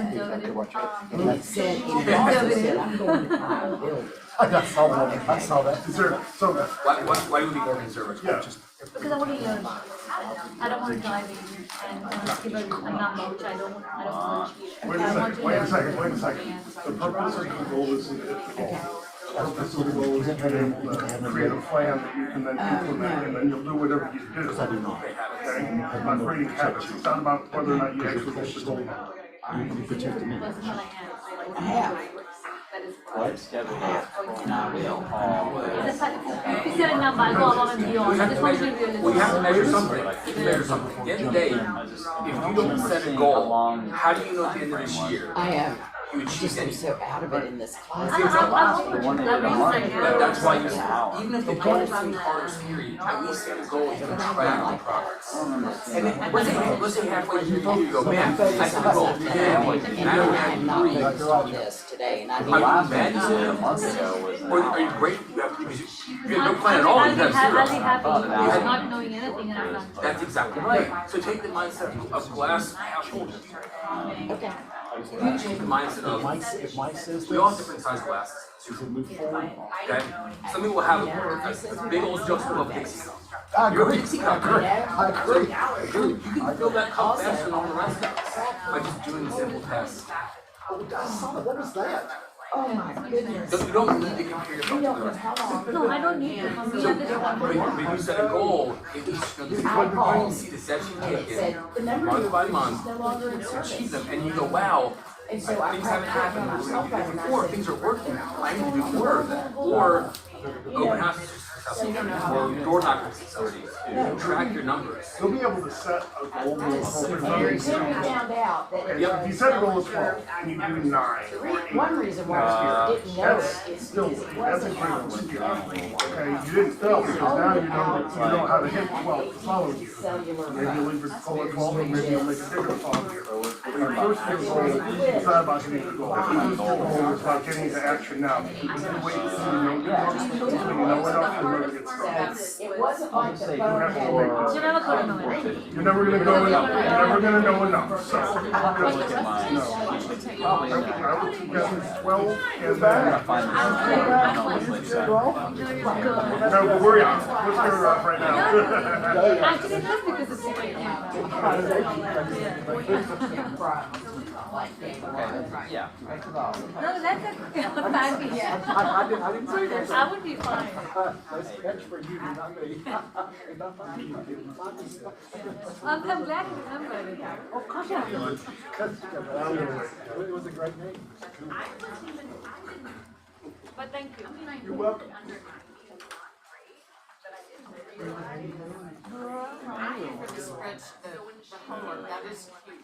Yeah, I'm really glad that that's working as well as it is. That's gonna stay working as well. It saves so much time. Remember last year you spent time just doing math? No, that's what I said, the feedback, I was like, listen, you spend more time trying to go back, you spend more time discussing how you get this like that versus just discussing Concepts and all of that, yeah, no, that's enjoying the engagement, words. really, really. I bet. For sure. This, I brought it as ice on my desk. Oh. Still in my ice pack. So I am 100% off, but I'm the only one. He is in, but he's got to figure out, he's got to mountain biking this summer. What are we talking about? Kicking. Yeah, I told Trey we're going to the game. Okay, So you're just making it mandatory. I will store the bikes in the back there. So that's it. It'll come back and just find a sit for it. So, are you gonna go off with it? Yeah. I don't have any way of doing this with, our mountain biking is like an hour travel. the one that just off of the side of the room. Remember me from a long time ago? I thought she was, I guess, almost 40. Never paid attention. Yeah, they're playing dude. Yes and no, and doing well. Oh, I've been seeing your name all the time in the emails and everything. I didn't know you remember. Oh, absolutely. Oh, that's exciting. Sorry, I just walked in, so I got here late. Okay, great. So, yeah, thanks.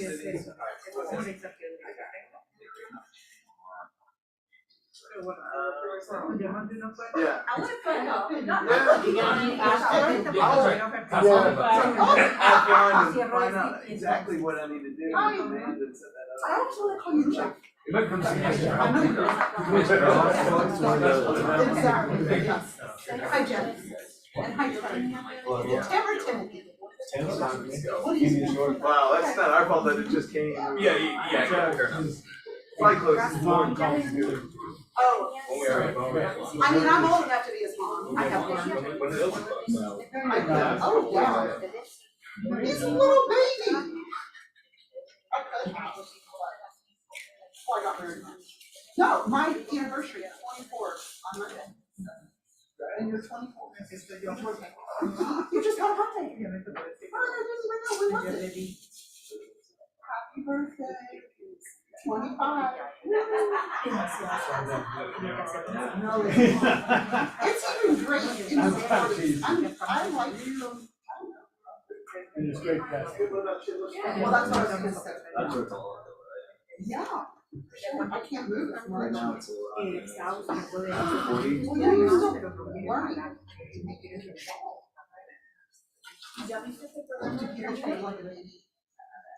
I didn't know Monday was a holiday.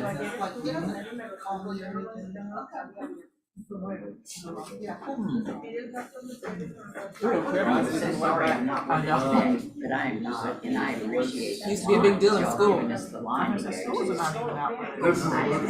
I don't know. I've had a tough couple of days. No, when we were younger, I used to be a deal. It was a day off. but I don't think they celebrated. And I'm sitting here and I'm going, how many of those, the 2100? And I go off down that rabbit hole. Well, you know, let's just leave it as an opportunity. It's not safe with all of them, right? And then you're gonna realize. It was at one of my friends' salon, he opened another salon in Powder Springs. And she did it for the first time. And it was, I am proud. How often can you walk into a restaurant, it's common, May as well. you know? Right, you're like, my mother was for years. But I don't know, I guess it's, I can't recall their name necessarily. That's okay. They know. They. That's why I call everybody Sunday. Right. But all these people know you well enough that they could send you a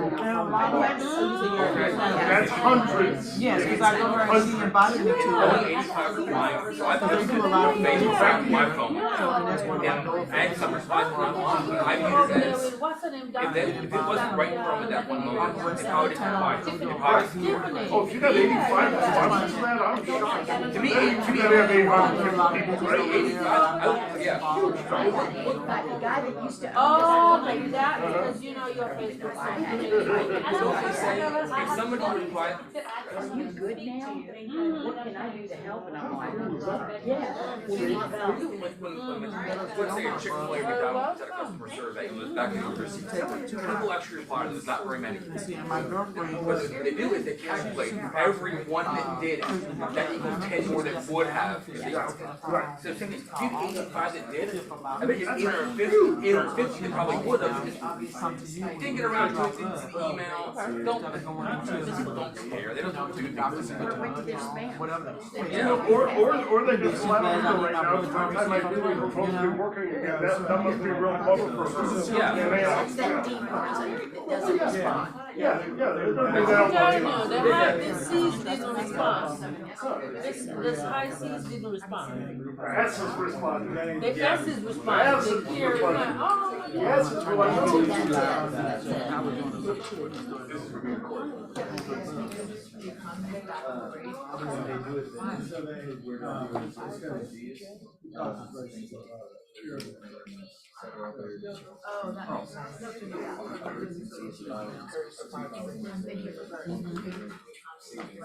My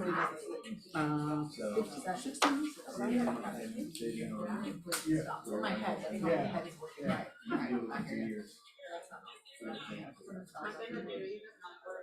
Yeah, so unemployment went back down to 3.5%. And the market was expecting 250,000 new jobs created. What is that, like a salmon ball, right? That's good. Go get more. Everybody always cater to us. Everybody doing something. Yeah, all good things, but they're not good for us. But I was just, you know, really, because I'm used to that, the goods and numbers, you ask for a 5% reduction in the purchase price. Hey, what was the cause of your phone went down? Do you know? Part of that was finding the If it wasn't down to everyone, it was only AT&T cellular service people who could not call in. Last night, my phone completely blacked out from 7 p.m. to 1:30 a.m. Is it AT&T? T-Mobile couldn't do anything. It wouldn't charge, it wouldn't come on.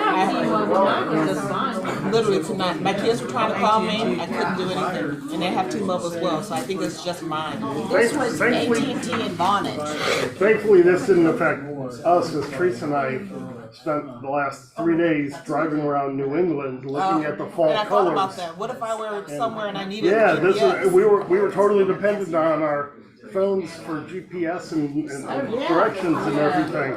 Because otherwise, we had no idea where we were. It was beautiful. It would have been a great place to get lost. It was spectacular. Unfortunately, I was just in Kennesaw, but if I were anywhere else where I needed to be able to get home, I would have been lost. It shows our dependency on technology. So the Spring Mastermind's from Boston. Yes. And so when they ended at noon on Tuesday, we went west through Massachusetts and up into Vermont.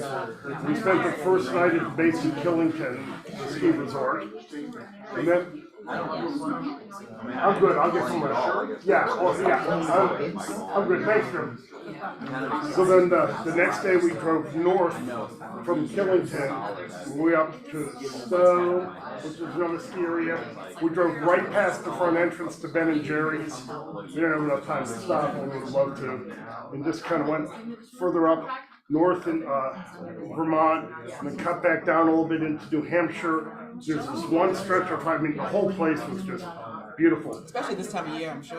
I figured that from about 3 o'clock Tuesday until 1 o'clock yesterday, we were only on 2-lane roads, which is what I wanted. I didn't want to be on any highways. I calculated out so it would only be on 2-lane roads, all scenic, stopping and looking at waterfalls. There's one stretch in New Hampshire that's famous for being great for driving fall colors.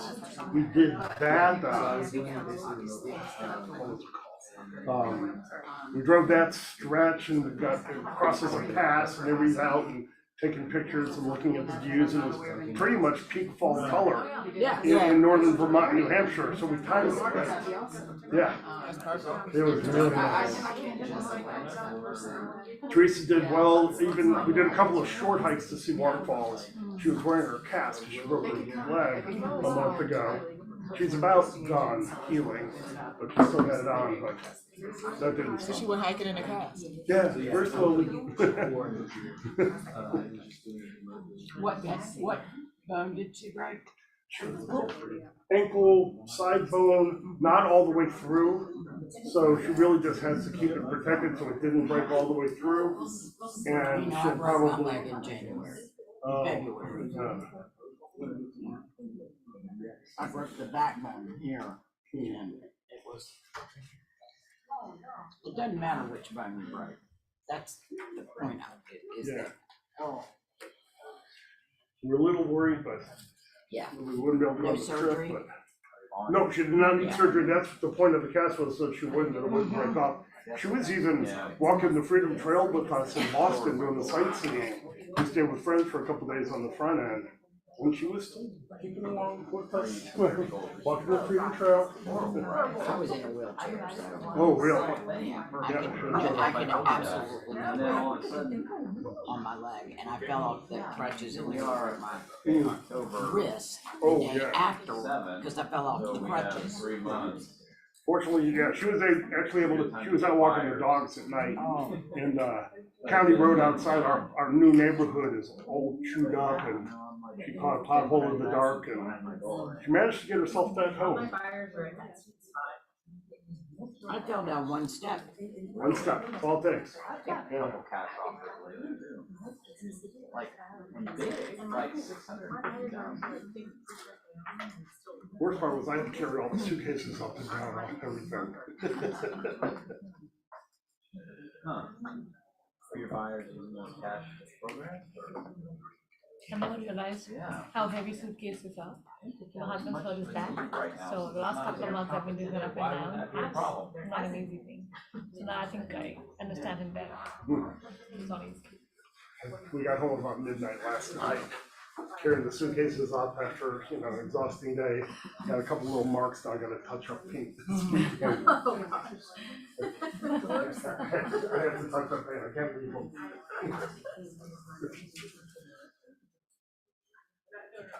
It's like I did some yard work a few days ago and I had gotten like 26 bags of soil and 8 bags of the pea gravel.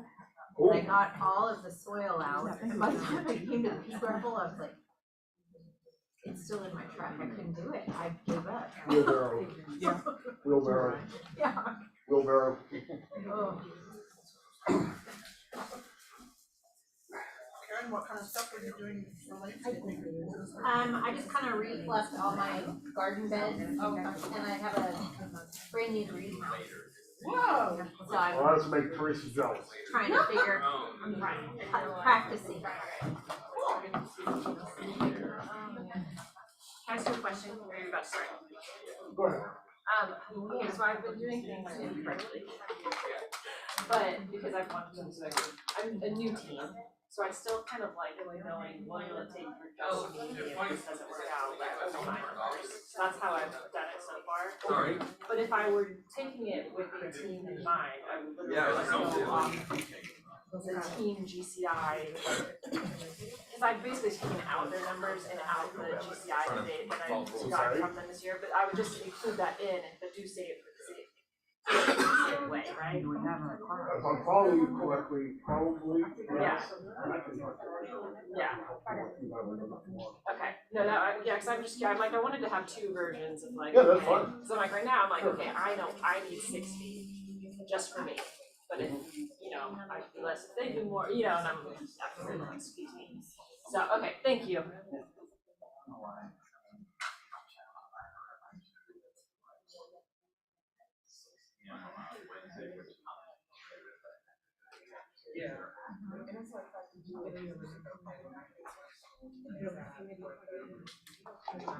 Where's the baby?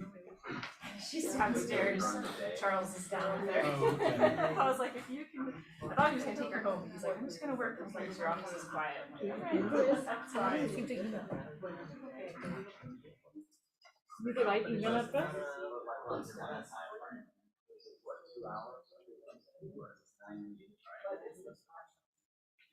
Right, and it's a work fishing job, which, yeah, I'll bring it, Mrea. 6 weeks now, I know, it's gone by very fast. I know, isn't it crazy? I already have kids, starting 2 more babies and my neighborhood. I know, it's so fun, they're all within a month of each other, that's great. I know, and we have one more in the month.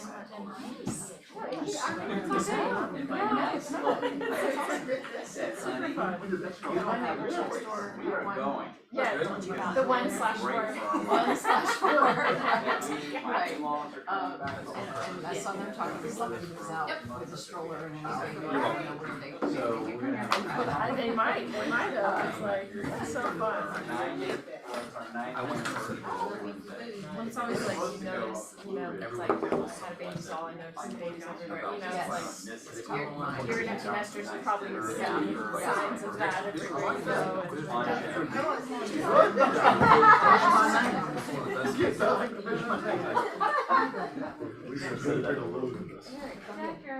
How are you, man?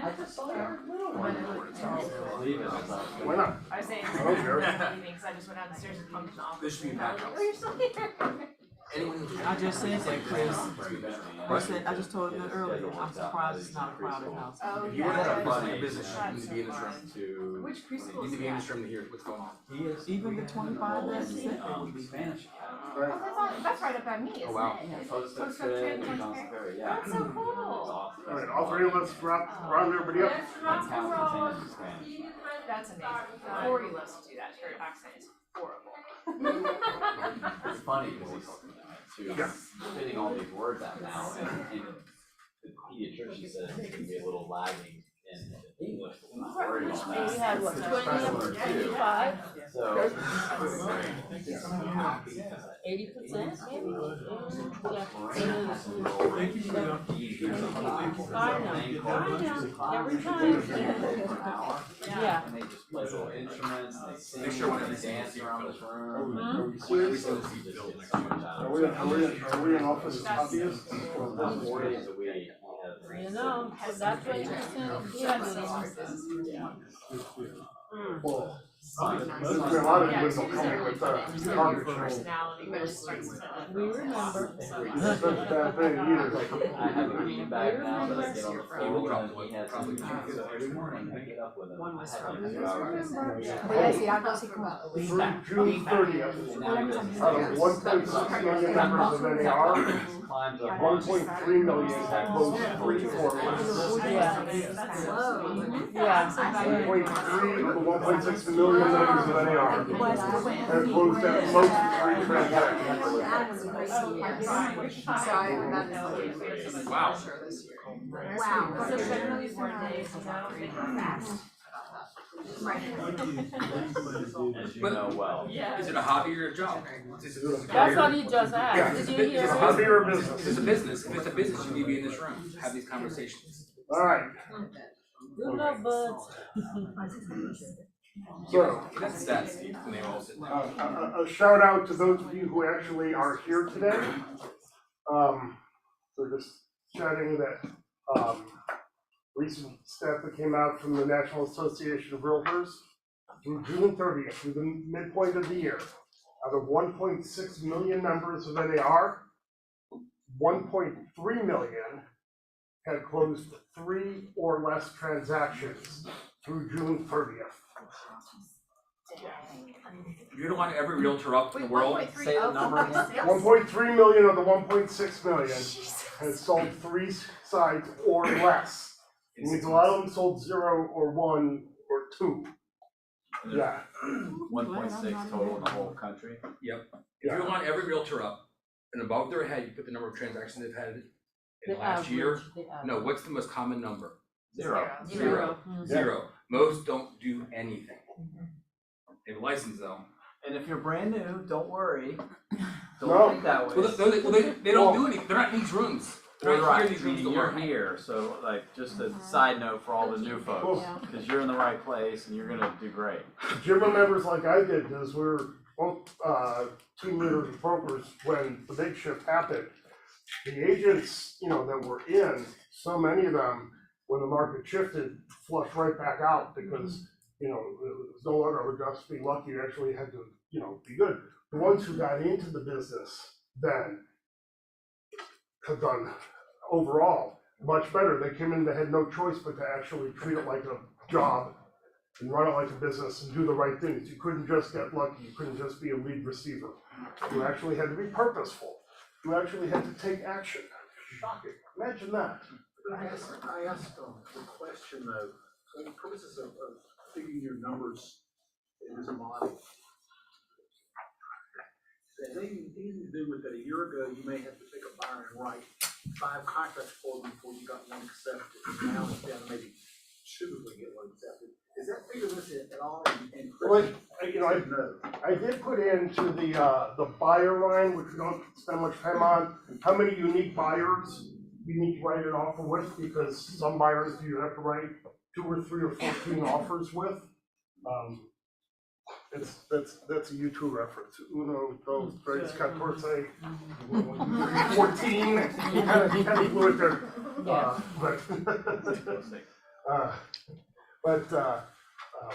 So it does take that into account a little bit. You can take it into account there. But again, that's the buyer side of the business. Makes us glad we're focused on listings. Focus on listings. Even when our business plan and when our business grows to a size that we actually are looking to do more buyer sides because we have multiple buyers agents, it's always based on, everything is driven by the listings. So yeah. Okay, so we're in the middle of talking about the Met database, okay? And how big the number is, and we determine the pages has got to be at least 850, okay? Now, when we talk about 10% there, okay? Let's say you've got 500 people in your database, so 10% of that means that you should do 50 closings at least from your database in the next 12 months. At least 25 of those need to be referrals from your database, okay? People in our database, the average length of home ownership has extended up to where it's now about 10.6 years for owning a private residence. It used to be, actually, the number dropped last year to 8. Okay. That in part was also why the number of transactions spiked last year and is down this year. And that's because the pandemic time shifted forward a lot of people's transactions. Because remember, people move, not trying to time the market, not because of what's going on in the economy. People move because of life events, right? We get married, we get divorced, we have kids move out of the house, job transfer, new job, et cetera, et cetera. It's always life events. And the pandemic was a big, huge life event for a lot of people. The ability to work from home drove about 60% of the transactions over the last 2 years. So a lot of people's timeframes got shifted forward. And that's why we had 6.1 million transactions last year. And we're only gonna have 5.1 million this year.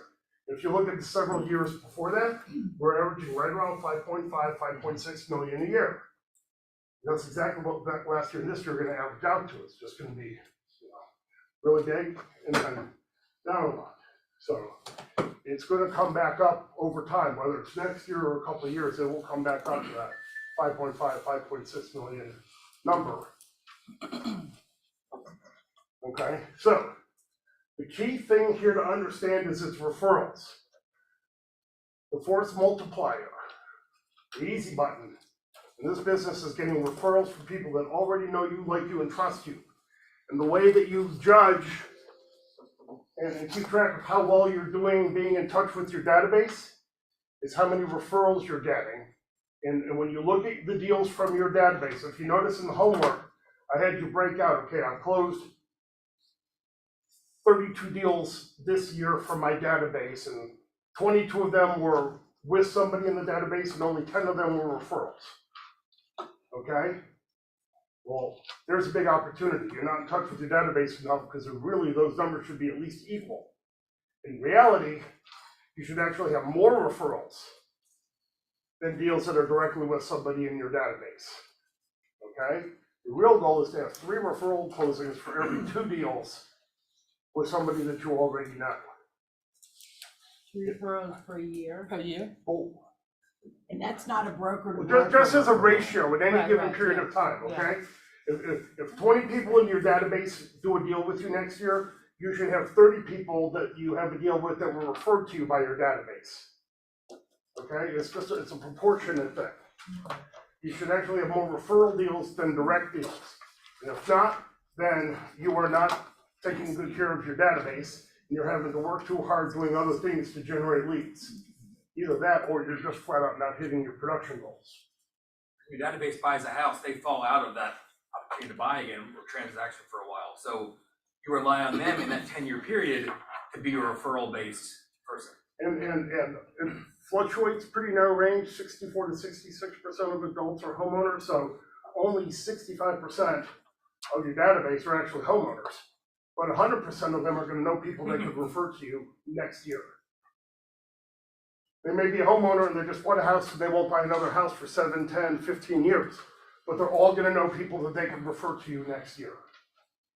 It's about the referrals. And you won't ask for them. You have the, why don't you get referrals from your database? It's not because they don't like you, it's not because they're not willing to. You're not top of mind. They don't even think about it. It's not even on their radar. They don't understand how important referrals are to us. If people understood what it takes for us to get clients, a lot fewer people will go get the real estate license to begin with, because so many people come in and realize, holy crap, you mean I gotta do that in order to make a living? Living, by the way, the median income for a realtor last year skyrocketed. From $43,000 a year to $53,000 a year. How many of you got into real estate to make $53,000 a year? Okay? Lead generation is the hard part. After that, showing houses, writing contracts, that's all the fun stuff. Okay? We only get the opportunity to do those things when we lead generate. And the least expensive and most effective place is from your Met database. And everything else you do to lead generate, doing open houses, buying leads from Zillow, door knocking, expired, for sale by owners, everything else you do to lead generate is actually for the purpose of growing the Met part of your database even bigger. Okay? We live by the 4 laws of lead generation on page 188 of Mrea. Build a database, feed it every day, communicate with it in a systematic way, service all the leads that come your way, verbatim. Yes. Everything is about the database. Everything we do is to build the database, and we love on that database. We stay in touch with that database. When do you discuss referrals with a client? Let's say a new client, when do you discuss referrals? At the buyer table, at the consultation. table, Was that? at the table. buyer At the consultation. very first time you talked to Yeah, them, you the discussed, table. you said, you plant the seed then. The level of service I will provide for you and your family will result in you handing me a referral. And I set a deadline, at the closing table, you're gonna refer me to someone that you know.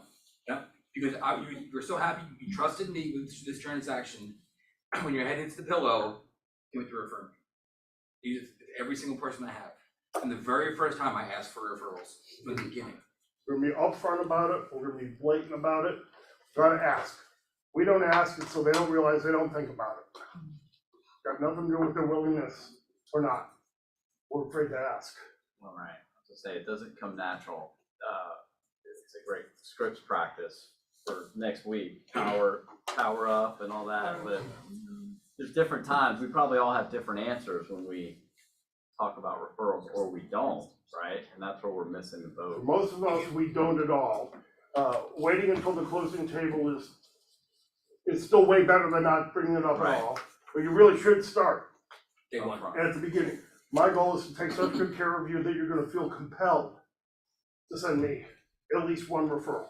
We had a referral come in this week, and in the phone call with her, she's like, I told her this is a referral-based business, this is what we do. She's actually, I know someone who needs help. See, she already, Yeah. I mean, if I had not asked her, what if her friend chose someone else in the period of time between when today's conversation she buys in 6 months? I lost an opportunity because I didn't ask the very, very, very first step, the very first conversation. Yeah. The worst thing you do is ignore it, right? And who cares? Well, it's easier than we think in our heads. It's much easier. It's always easy. If you tell them you're gonna do great things for them, why would they want to do great things for their friends and families, including in the business? So many clients, so many coaching clients are nervous. There's fear. And universally, once they finally start, they're like, it was fun. That was great. I felt so good. I mean, people, I had all these great conversations, reconnected, and it reached as many people because I was having some good long conversations. Awesome, perfect. Great, just keep doing it consistently. Yes. And when a referral, I have 2 more things to this. If someone reaches out to you and says, hey, let's say it's your friend, I don't know, church. Hey, I know somebody that wants to buy or sell a house. Have them connect you via 2-way text. So that Cause you can call them, they might forget what they discussed with their friend, you know, their friend might forget, their friend might never call you, you're waiting on them to call you, which is the worst plan, because it will never happen. And you'll never know about it. So You'll never know about it, so you'll wait for follow up months, on it. and do they buy a house or not, and you don't know. Create a three-way text, and that friend, all you have to do is say, hey, listen, as we discussed at church, the kids' school, whatever else, here's my friend Eric, he took great care of my family, and we can take care of you. It's 2 sentences, and then you can say, thanks so much for, again, for the introduction. I'll take it offline so we won't bother you with text. I really appreciate you always supporting my business and my family.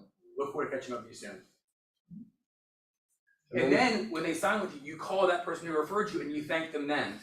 And when you go under contract with the house, you call them again and thank them again. And then when you close, you call and thank them again. So you touch them 3 more times after they referred you. And each time Why you call would you them, call them and thank them when they just gave you the referral? Because And that's they all that's haven't in their made- control. And they haven't made Doesn't you matter. any money yet. Doesn't matter, that's all that's in their control. she's asking that. Right, I know. She knows. I know. Big old smile, I love your smile. I know. Because it, That's all we're asking them to do is give us the opportunity. That same day, not only do you thank them, but then you also get something in the mail. That's what I was $5 gonna say. You got a Starbucks 10X gift card. card, a Yeah. $10 Amex, Yeah. or Amazon card. Something small, same day, get it out to them. Thank you so much. It doesn't matter. You send it out even before you may have even connected with the referral, right? You reward Right, the you behavior. reward the behavior. Reward the behavior. If you wanna do something else, at the end of the transaction, go right ahead. Most Brownies, important thing baby. is upfront. And that check. Yeah. most Right times, away. most times they're excited when you call them and they're looking forward to the next conversation because it's like, oh my gosh, cool, you found my house? That's awesome. Where's it at? Before I do that, I usually make sure we're front Okay, the me too. transaction won't fall apart. I don't Yeah, wanna yeah, do due diligence kind of thing.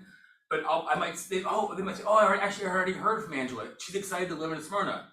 Cool, and you just, doesn't matter. They already know, they know that they're buying a house. You just tell them. And when you call and thank them again, they feel so good that they helped you. They want to do more of that behavior. A part of your lead generation budget should be going to client events, Oh, yeah. okay? That's my third. Yeah, by the way, client events make it real easy to communicate with your database. You call them beforehand, you call them afterwards to either thank them for being there or tell them, that, let them know that, you're sorry you missed them, sorry that they weren't gonna make it, hoping they can make it the next time. Makes it real easy to stay in touch with people. Referrals are fun. Nothing better than your phone ring because someone's calling you. You don't have to call somebody else. I have a script that I use that I'll share with y'all that I do a lot of sponsorships, and those sponsorships allow me to come to parties for the things that I'm sponsoring. And as much as possible, I try to involve my home in that so that it's very personal. And I always give a little, 1 minute speech right before we get in line to eat my food. What's that, and what's that? What do you say? Because actually, we're sponsoring now the Woodstock Arts, the theater in downtown Woodstock, and I get to speak at every event now. So what do you say? I just say, thank you so much for coming. I want to remind you that my name is Paige Morgan, and I'm the Paige Morgan Real Estate Group out of the Powerhouse, Keller Williams, Atlanta North. I am so glad that y'all can be here. And the reason that I am here for you is that I like to be entrenched in my community. And I also would love the fact for you to just think of me when you think about real estate. I'm not asking you to tell anybody whether I'm good or not, because you don't know. Give me the opportunity, and that's all I ask for. Thanks. Beautiful. Dig in. Dig in. Enjoy the food. It's beautiful. It's All it takes. beautiful. I love it. But I mean, you immediately say that you're doing it for the community, but then you turn right around and say, but I'm not just a nice person. I'm asking for business. I run a business. Yeah. Nothing wrong with it. By the way, the money you get from the business goes back to what they love. Yeah. If it's a theater or a kid's sports team or the PTA, the money goes back into what they love. There's motivation to help you because you're putting it right back to something that's important to them.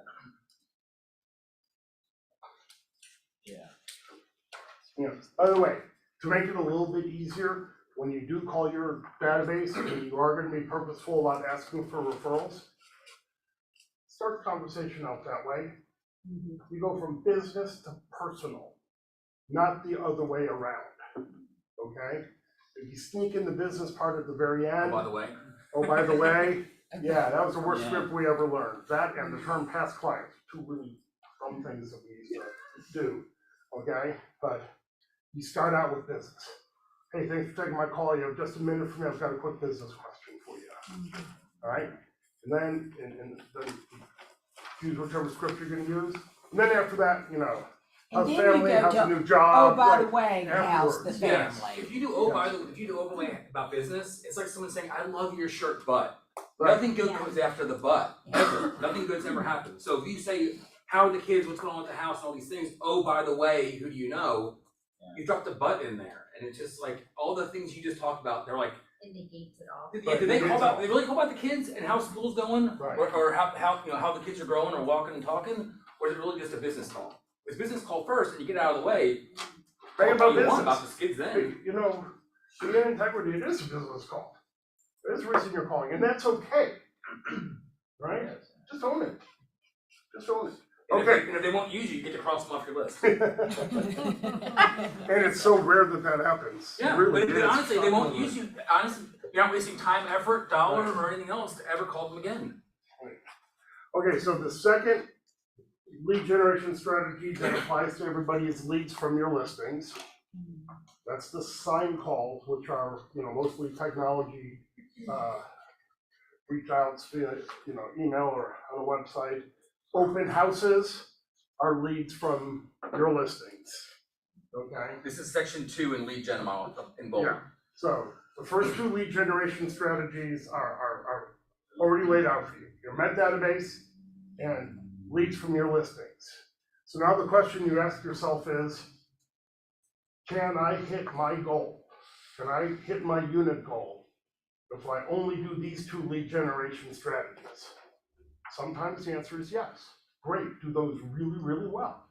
And don't mess with anything else and get distracted from what your business plan says, okay? And for most of us, if those two things aren't enough yet, then pick a third. Pick a third, okay? And then the list of options is long, okay? When we were masterminding in Boston for maps, on Tuesday morning, there was it was all pipe producing agents. And one agent at our table was kind of freaking out because she's like, I have to cold call. Everybody says you have to call. I have to cold call. And I'm never going to cold call. I have to cold call. And I stopped and asked her, so who said you have to cold call? What other options are there? And we went through and we looked at other options, and she picked another option that she said, this I'll do. I'm not going to do that. I'll do this. Okay? You don't do everything you hear everybody talking about doing. All right? You find the ones that are going to work for you, and you keep it to, you know, the one or two optional that you've got, and then get really good at those things. Do not try to do everything. Okay? For some people, it is buying leads. Some people, it is calling expireds, and or for sale by owners. For some, it's door knocking. For some, it's farming.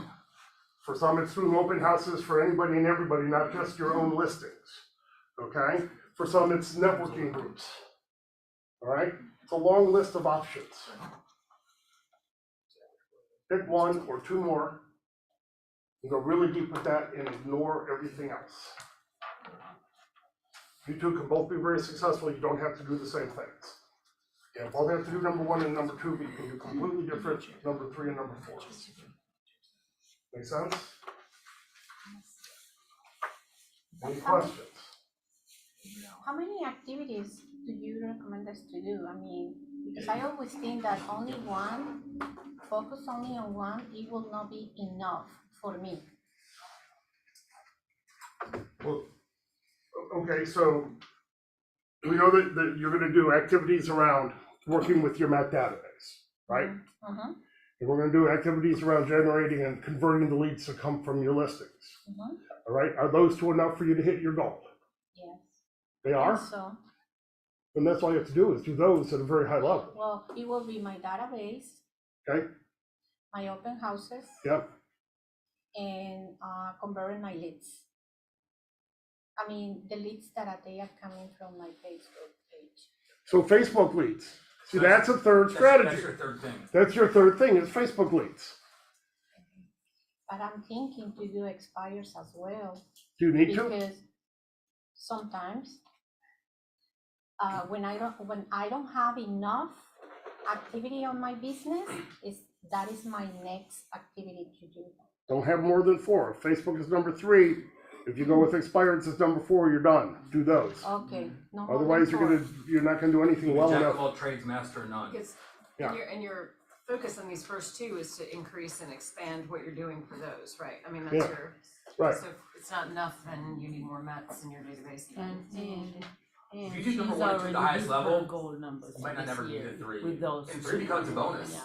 If knocking on doors is something you're good at and enjoy, then you get to keep number 3 just almost for the fun of it not getting good exercise. You don't have to do it. By the way, working with investors, doing seminars, investor seminars, first-time homebuyer seminars, seller seminars. These are all great strategies that you can do.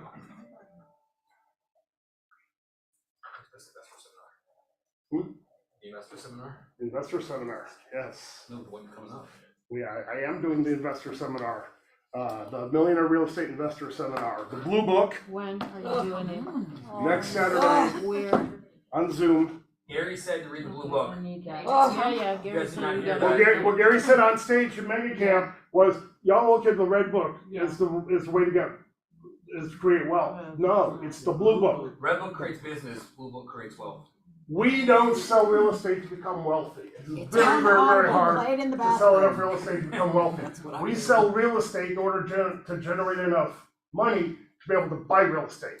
It's the buying of real estate that makes you wealthy. The path out of the exit strategy out of real estate, selling your database, okay? No.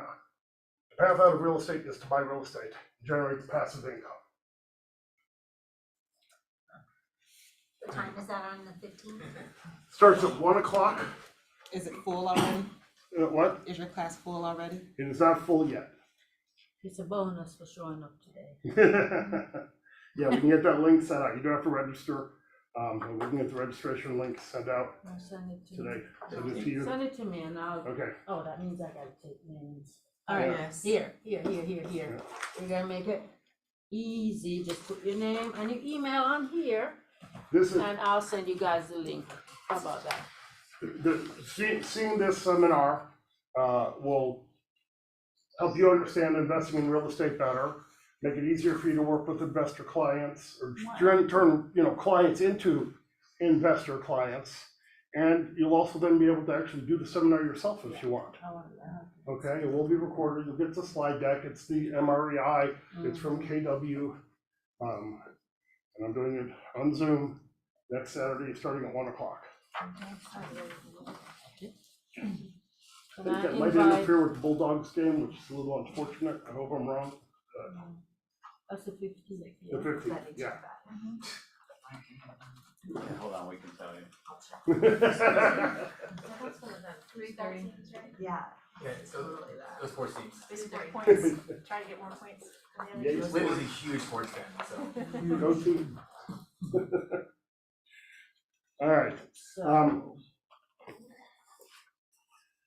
So then with your, once you've chosen your 2, 3, or 4 strategies, now you get granular. Now you look and say, okay, in my database, what do I need to be doing each day? How many people do I need to call? How many people do I need to talk to? Does everyone know their third thing? Yes. One thing you can do is, if your third thing is knocking on doors, could you not go around the room and ask people what their third thing is? I just want to learn. Oh. Just to learn, what is your third thing on the list? My third thing is events. I love them, and it's not just the big ones that I do 5 times a year. It's the little ones too. It's the coffees. I love doing coffees twice a month. It's to the point now where this last week I've had 3 people Are ask me, these am I with gonna? your sphere? Yes. Okay, so that actually is part of lead generation strategy number one. Yeah. You're just doing you're doing strategy number one really well by focusing on the events. And Okay, when I do the that's big great. events though, Mhm. it's my farm, it's my non-mix, Right. it's everything. So Right, that's gives you why a I break chance it to- out separately. Because Yeah. you do have not met aspects with the big events also. Yes. Perfect. See how that really, they tie in together. Yeah, and I When they love tie in doing together, it. it makes it even easier to actually execute on your strategies. Let's just go around the room. Could you go around the room and make it fast? Did you have a question I first? did just about farming as a third option because there's some crossover and now I've met some in my farms that I met, but it's separate. We can keep it separate from. Don't overthink it, okay? The fact that you already know people in your farm area is great, okay? That's. Means you're doing it right. Right, Alright. yeah. Alright, third thing, farming, Expired. expired, page.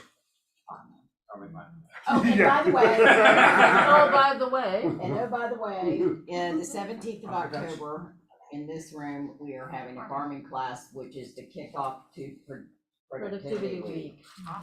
What Thanks, time is Paige. yours? Okay, sorry about that, but what is farming? Go for it, you're the queen of farming.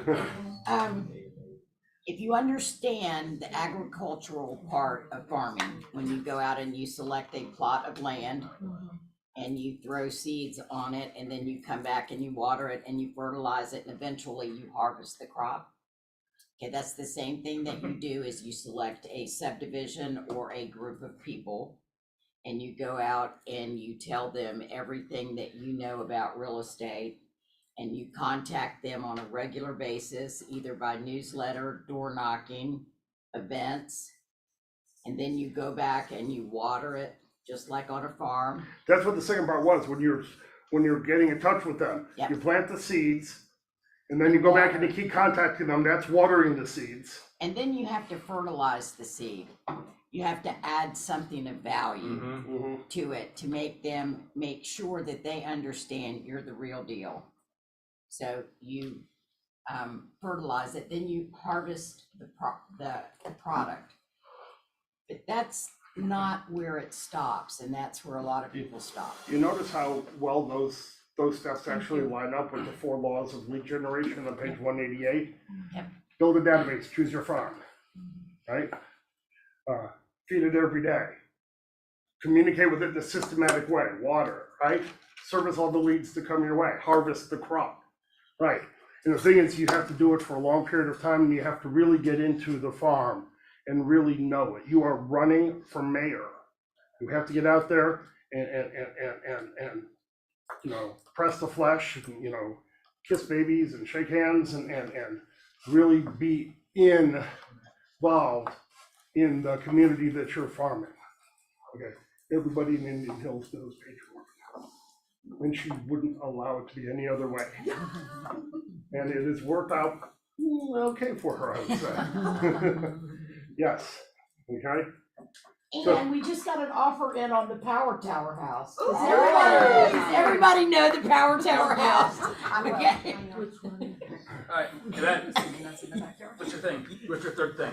My third thing is Facebook? Facebook, yeah. Okay. I'm not happy with that one though. I'm writing social media. You can change it. Social media. Yeah, social media is a good one, but if you're not happy with it, you can either keep it and add something else. I mean, I'm going to keep it, but I really want to be more focused on listings. And the social media is bringing me a lot of buyers leads, no sellers leads. That's how the internet works, okay? Yeah. Buyers choose houses and sellers choose agents. She has an awesome social media presence, though. You just need to Yeah, keep, no, don't give that up. She needs to keep doing it. It But in her eventually will case- bring her listings. Well, the thing, it will, and if she's missing something, more often than not, for most people, it's gonna be a listing strategy, so focusing on something that is listings related, like expired or for sale by owners, makes sense. If you need a fourth one, put it, make it listings focused. Okay, Yeah. thank you. Yeah, it's great. What's your third thing? Mine? No, yours. No, mine. Yeah, I like events. Events, okay. Events, Alright. yeah. October. Okay, Liz? Farming or events. Remember, you're gonna force it, could be. Decide. Events and then farming or. Farming. Farming. Farming. Which he does. What she does, Which is the best step, by the way. Actually, she cracks the whip. If I could find. That's the way it's supposed to be, by the way. You You work for her. I know. By the way, when you have somebody like that, you work for them, they don't work for you. If I had a third, it would be dwell. Adrian? I'd say the first are your sign calls and, or, Well, sorry, tell me what the number two are. Number 2 is leads from your listings, Okay. which would include sign calls and doing open houses with your listings and door knocking around your listings. Okay. Yeah. So do you have a And number third? 1 is what? Your Mac database. Oh, yes, okay. Don't you have a sheet? No, sorry, I A can't. problem child? Yeah, I am the problem child. Well, I guess, I was gonna say open houses, but that's already in number 2, isn't it? Yes, it is. Okay, And that's so I fine. need a If it- third. Remember, you don't need a third. If you're No, I hitting, do. okay, then, okay. So door knocking, even though Well, I. no, yours can be open houses if it's open houses, not just on your listings, Oh, right? yeah, cause Yeah. it's not on my list. By the way, you know, if you're farming, That's correct. if you're farming, There's also those houses. any opportunity you can get to do an open house in your farm area for somebody else, do it. Go to every open house. All every for sale by owner and expired in the neighborhood, you know. Honest, do you want two? Basis, Pay-per-click, internet leads. okay? Oh, Good can you one. teach us that? Or me? Need a credit card. Well said.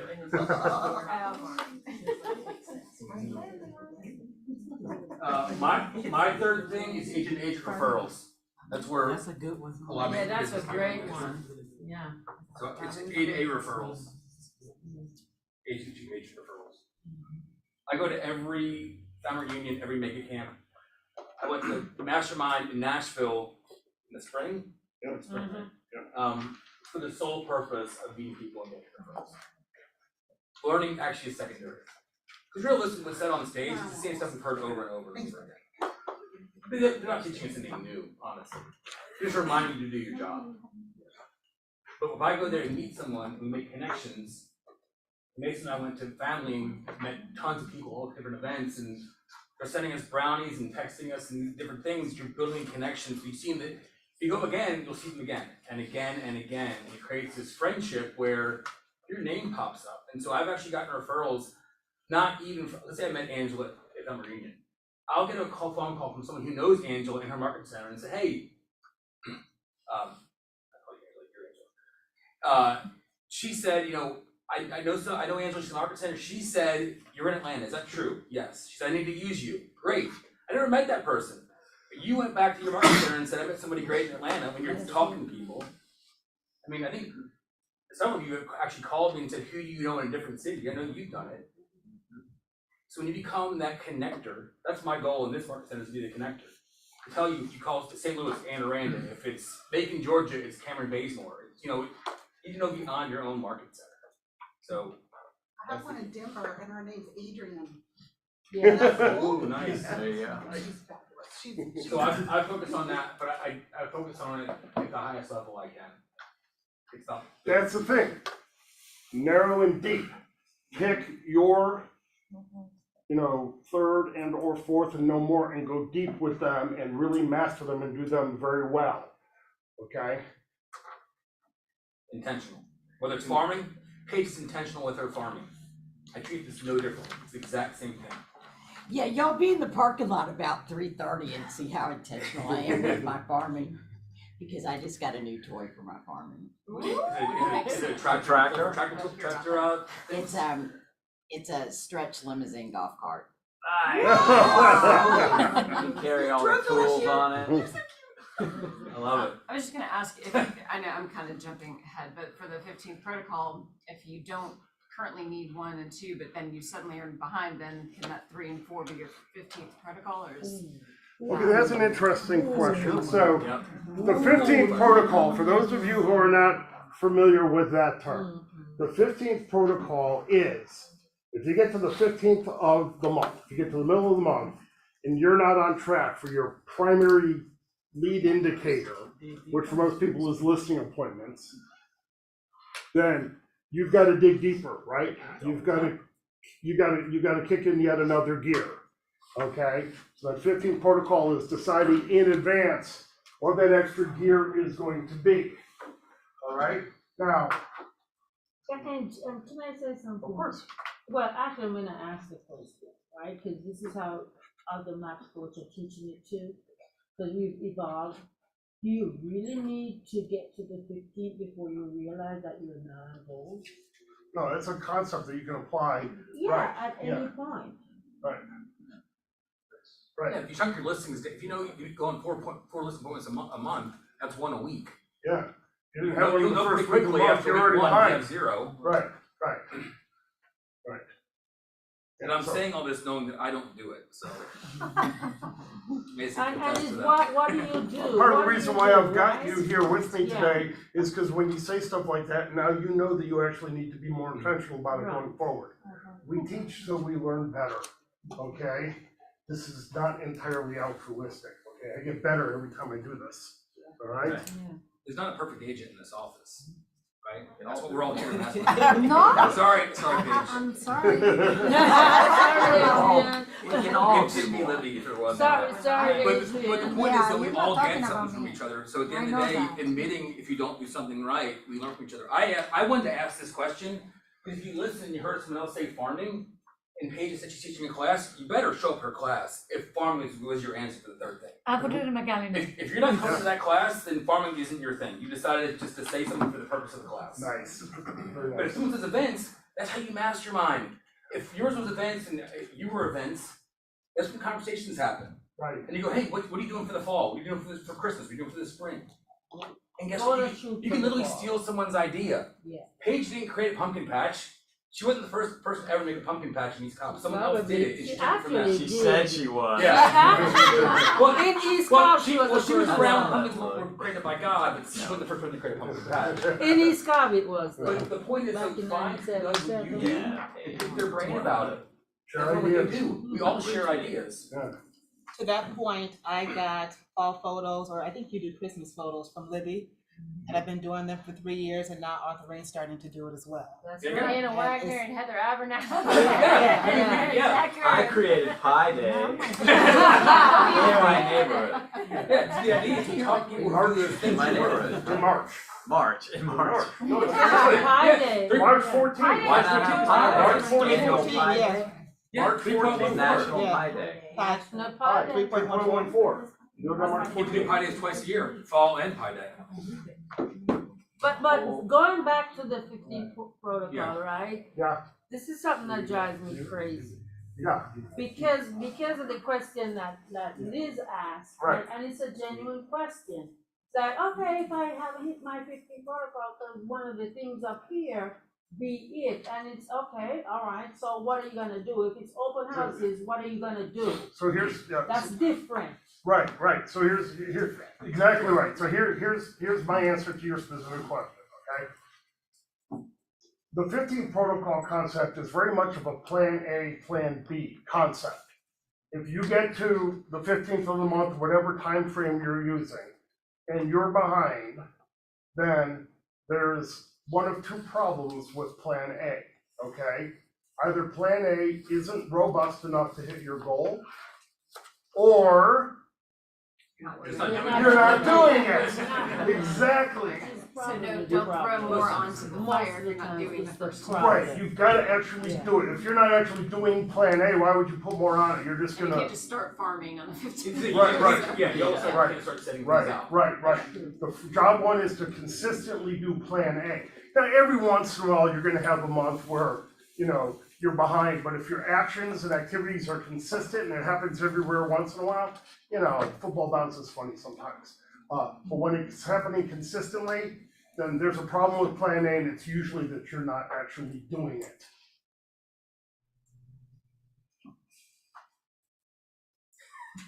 Big nod over there, Katie. Yep. And then if something that you put down is third or fourth would actually only be in the event, in case of emergency, break glass, then don't put it down as a lead generation strategy, because it's not a primary strategy. It's your plan B. I was on hold the other day, I called my doctor's office and they put me on hold and they must have said 5 times, if this is truly an emergency, hang up and dial 911. Mhm. And I started thinking about that with the breaking of the glass thing, you know, why would I be on hold for 15 minutes calling the doctor if I'm bleeding to death? We see, you know, the thing is, because it's not as acute, I mean, you're right, but in our business, it's not as apparent, right? And so when we fall behind, we start to think, you know, this isn't quite working out, what do I need to do? The whole point is, the way, my analogy for this is when I was a kid, I went to Camp Seagull, learned how to sail, okay? And I learned the men overboard drill. We practiced that intensely. Okay, I still know it. Men overboard, throw them a cushion, I need a man on the bow, man on the midships. I mean, just right down the list. Right down We it. had it drilled in because when the emergency starts, it's too late To learn it. to learn it. It's too late to have the fire Or drill. think about it, it needs to be, it needs to be, Right, it needs to right. be up here instantly. So you plan in advance, okay, so that you know, okay. Practice. So that you're Right. not breaking the glass. Right, you're already ahead of it. You know what to do. You know. You know where the Yeah. fire extinguisher is. You don't have to break the glass. That's why you start practice, you already know what to say. Yeah. So when someone comes to you with a question, you already know the answer. You might tailor it to what they directly to them, but you have 95% of the answer already in your head. And it becomes easy. Then you look at them, and we all have the moment you have someone a question, you can watch them kind of repeat the question or kind of they roll back thinking of the answer, and like, do you trust that answer? Because they're trying to come up with it. Right. If you ask a question, I look right at you and I say the answer with confidence, you believe it.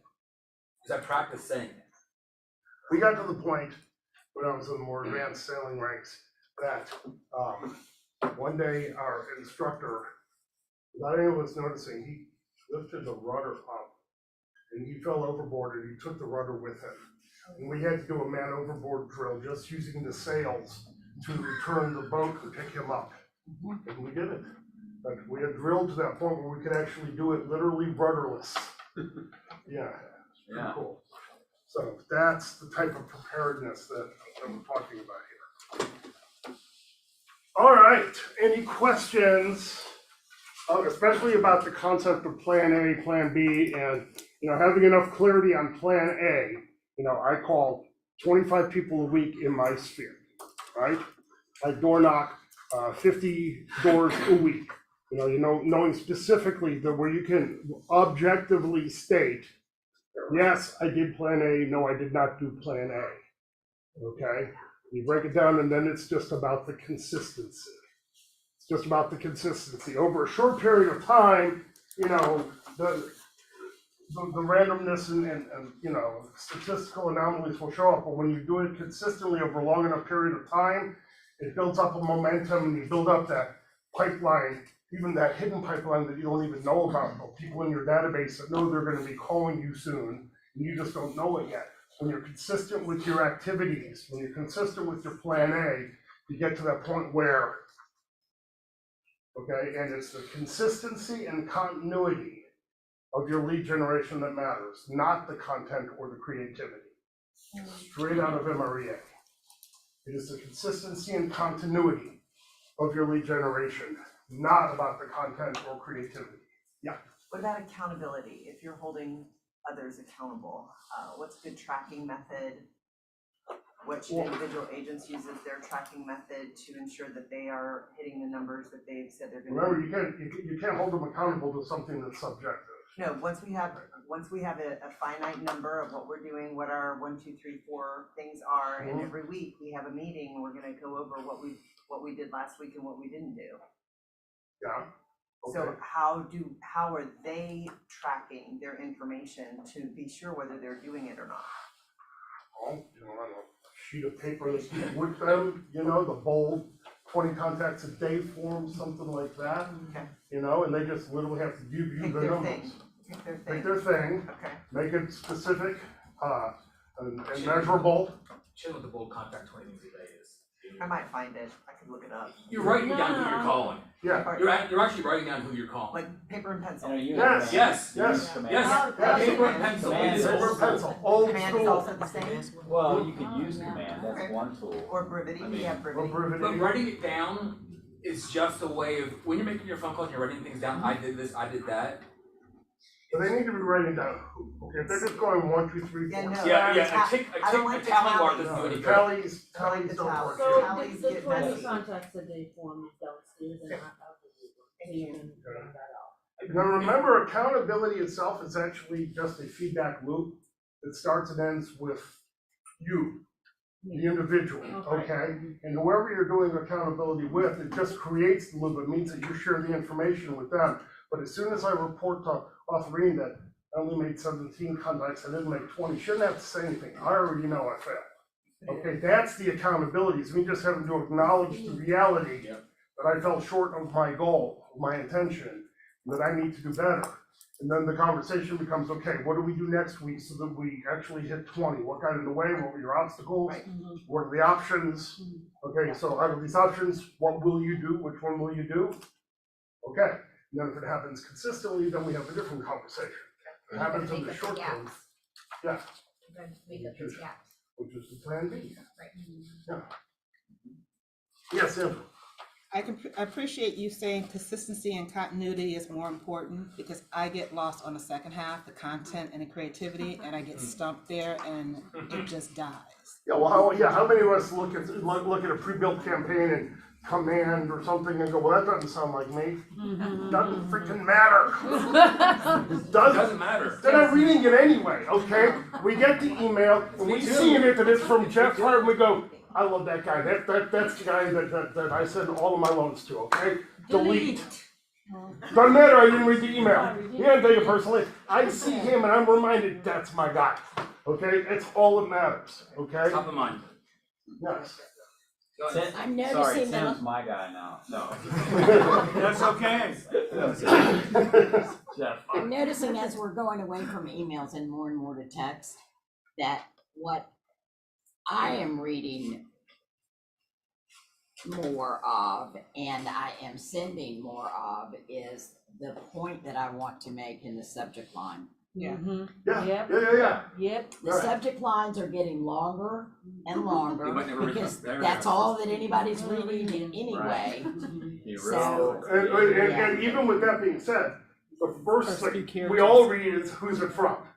That's right. We look and see who it's from, then we decide if we're going to the subject line. And that's, you're right. Subject line needs to say it. It needs to be a call to action to open the email. If it's just a generic thing, they're just gonna go right to the next piece of thing or folder. And remember, just because they delete it doesn't mean that they don't care about you. They just don't need to hear from you right now. At this particular point in time, you know? The spaghetti pot's boiling over and the kids are late for Taekwondo, as are the parents. We used to beat each other up. Seriously. You did Taekwondo? I did too back in the day. Okay, the math for your sphere, we've already talked through that, that's on the page now. Next, look at 10% return from your database in terms of database deals is your primary goal. That's cell C60. If you look at the 12-to-2 ratio from Mrea, which is 2 closed deals for every 12 people properly communicated with in your database, that actually takes you up to the 16 to 17% range. That's cell C61. And so that's that's kind of your stretch goal. And that's when you're really living large, because real estate nirvana is when you're getting enough so much business from your database that, you know, that and your listings are all you really need. Now, on the next part here, what do I have next? Referral goals. Okay, oh yeah, the setting an actual goal for, because this is one of the new changes for this year. This is the new line. Yeah, how many referrals are you gonna actually receive from your database? And they set a specific numerical, remind me, let's break that down monthly also. But actually set a goal, okay? If you've got, actually make that 10% of your database, okay? You got 400 people in there, go for 40 referrals a year. It's not, that's not an impossible hill to climb. And So 60 is what we're expecting to get, bare minimum, and then you're saying set a stretch goal? well, the 16%, It's a stretch. is the stretch. 10% is what you're going for? Each person's number should be different. It's based on what you have in your personal thing. So whatever you So have, this is 12. you need to have, 12 and then, 19 basically. So is that here, the referral goal, That's- 19? That's right here. Pending database deals. How many people you have in your database? 120? 112. 112? Yeah, so set a goal of 11 referrals, settle that number. So 112. So you can put it there. This just breaks the numbers down. This is essentially the grayed out line is that section right there. He just put it in Excel spreadsheet form and then put it on paper. So you can transfer it over.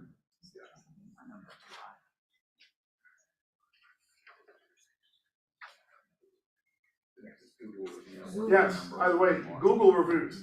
I used to have it on here that for my clients to choose where to get your online testimonials built up, but it's Google.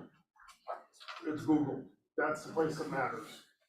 Not Zillow, not Facebook. Zillow controls it. If you put it there, they can take it away. Yeah, don't worry about Zillow. Get your clients to give you testimonials on Google and get your Google My Business page set up and push those reviews there.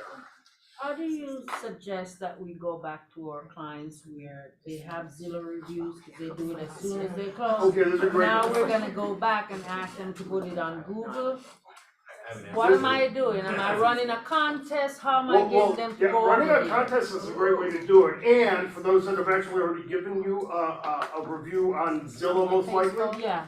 copy it, text them what they already wrote, say, if you will please copy and paste this, click this link and just drop it in there. Don't ask them to write it again. Copy and paste the form, give it to them, and have them just drop it in. That was the easy button. That's, yeah. Oh my At the end of the goodness. day, if you call them and thank them for the review they left, it meant so much that you did that for me last time. Yeah. Things are shifting, and the best way to grow my business is actually turning towards Google for reviews. Oh, Would stop, you please help me? stop. Whoa, say that again. Yeah, I'm writing I just came up with that on the quickly. fly. Thank you so much for the review you left me before, however long ago was it on. Yeah. I really appreciate that. It helped me grow my business. Okay, I'm gonna type it up. Okay. Things are shifting in our market, Things are shifting. and Google is the best place for me to grow my business. Would you be kind enough to take a minute and to leave the same review on Google? I'll make it easy for you and text you what you said last time. I appreciate you helping. I talked too fast. Chris, just type it up and send it to us. I just came up with that in my head. That was not something that was. You nailed it. But then you just say. Would you be so kind as to? You wanna come to your class? Leave me the same review. Leave me the same review. I appreciate you helping me grow my business. Leaving the same review and I'm gonna send it to you. Yeah, I will send it to you. So all you have to do is copy it, I'm passing these out right here. paste it into this link, and give them the link to your Google. So please copy and paste it. It'll literally take them 7 You don't- seconds yeah. at that point. But you have to end it with, I appreciate you helping me grow my business. I appreciate You it. have to finish it with a thing of thanks. Otherwise, you're just giving them a command, they just There ignore are it. two things that people love.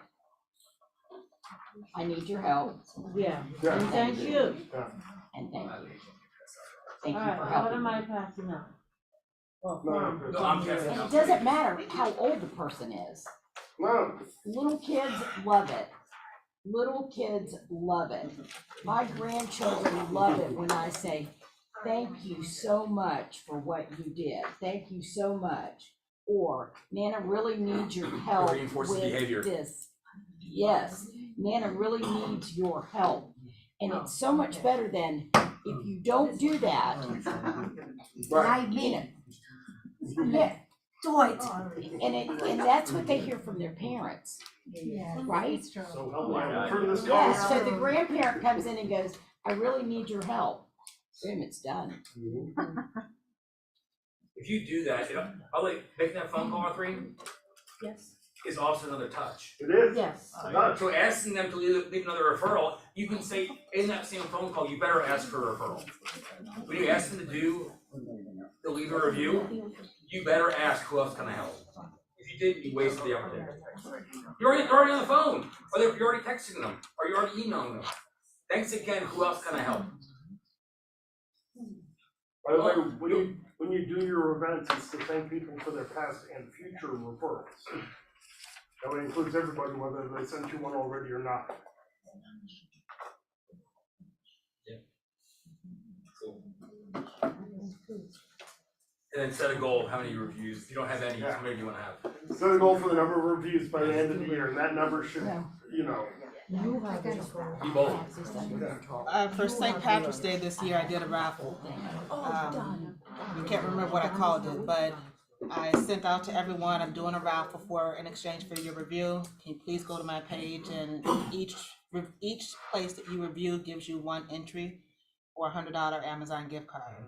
And then there's some type of online wheel spinny thingy you can do. Yeah, I've seen that. So I put everybody's name in there as many times as they submitted reviews. And then I sent them the spinner so that shows that I spun it and this is where it landed and who the winner was. And so it was a little game, it was a competition, as well as them getting something out of it and me getting reviews out of it. And now know that you actually did it. That's really cool. Cool, I like that. Offer money Yeah. to give us a referral is different, not the Which three? referral, but the Google review. review.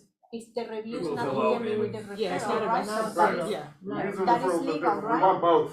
Yeah. I like that way. Okay, so Google, Facebook, and the The website. reason why you need to use Google is the older generations use Facebook. The younger generations don't use Facebook as much. They use Instagram or TikTok or all the rest of those things that I don't use, by the way.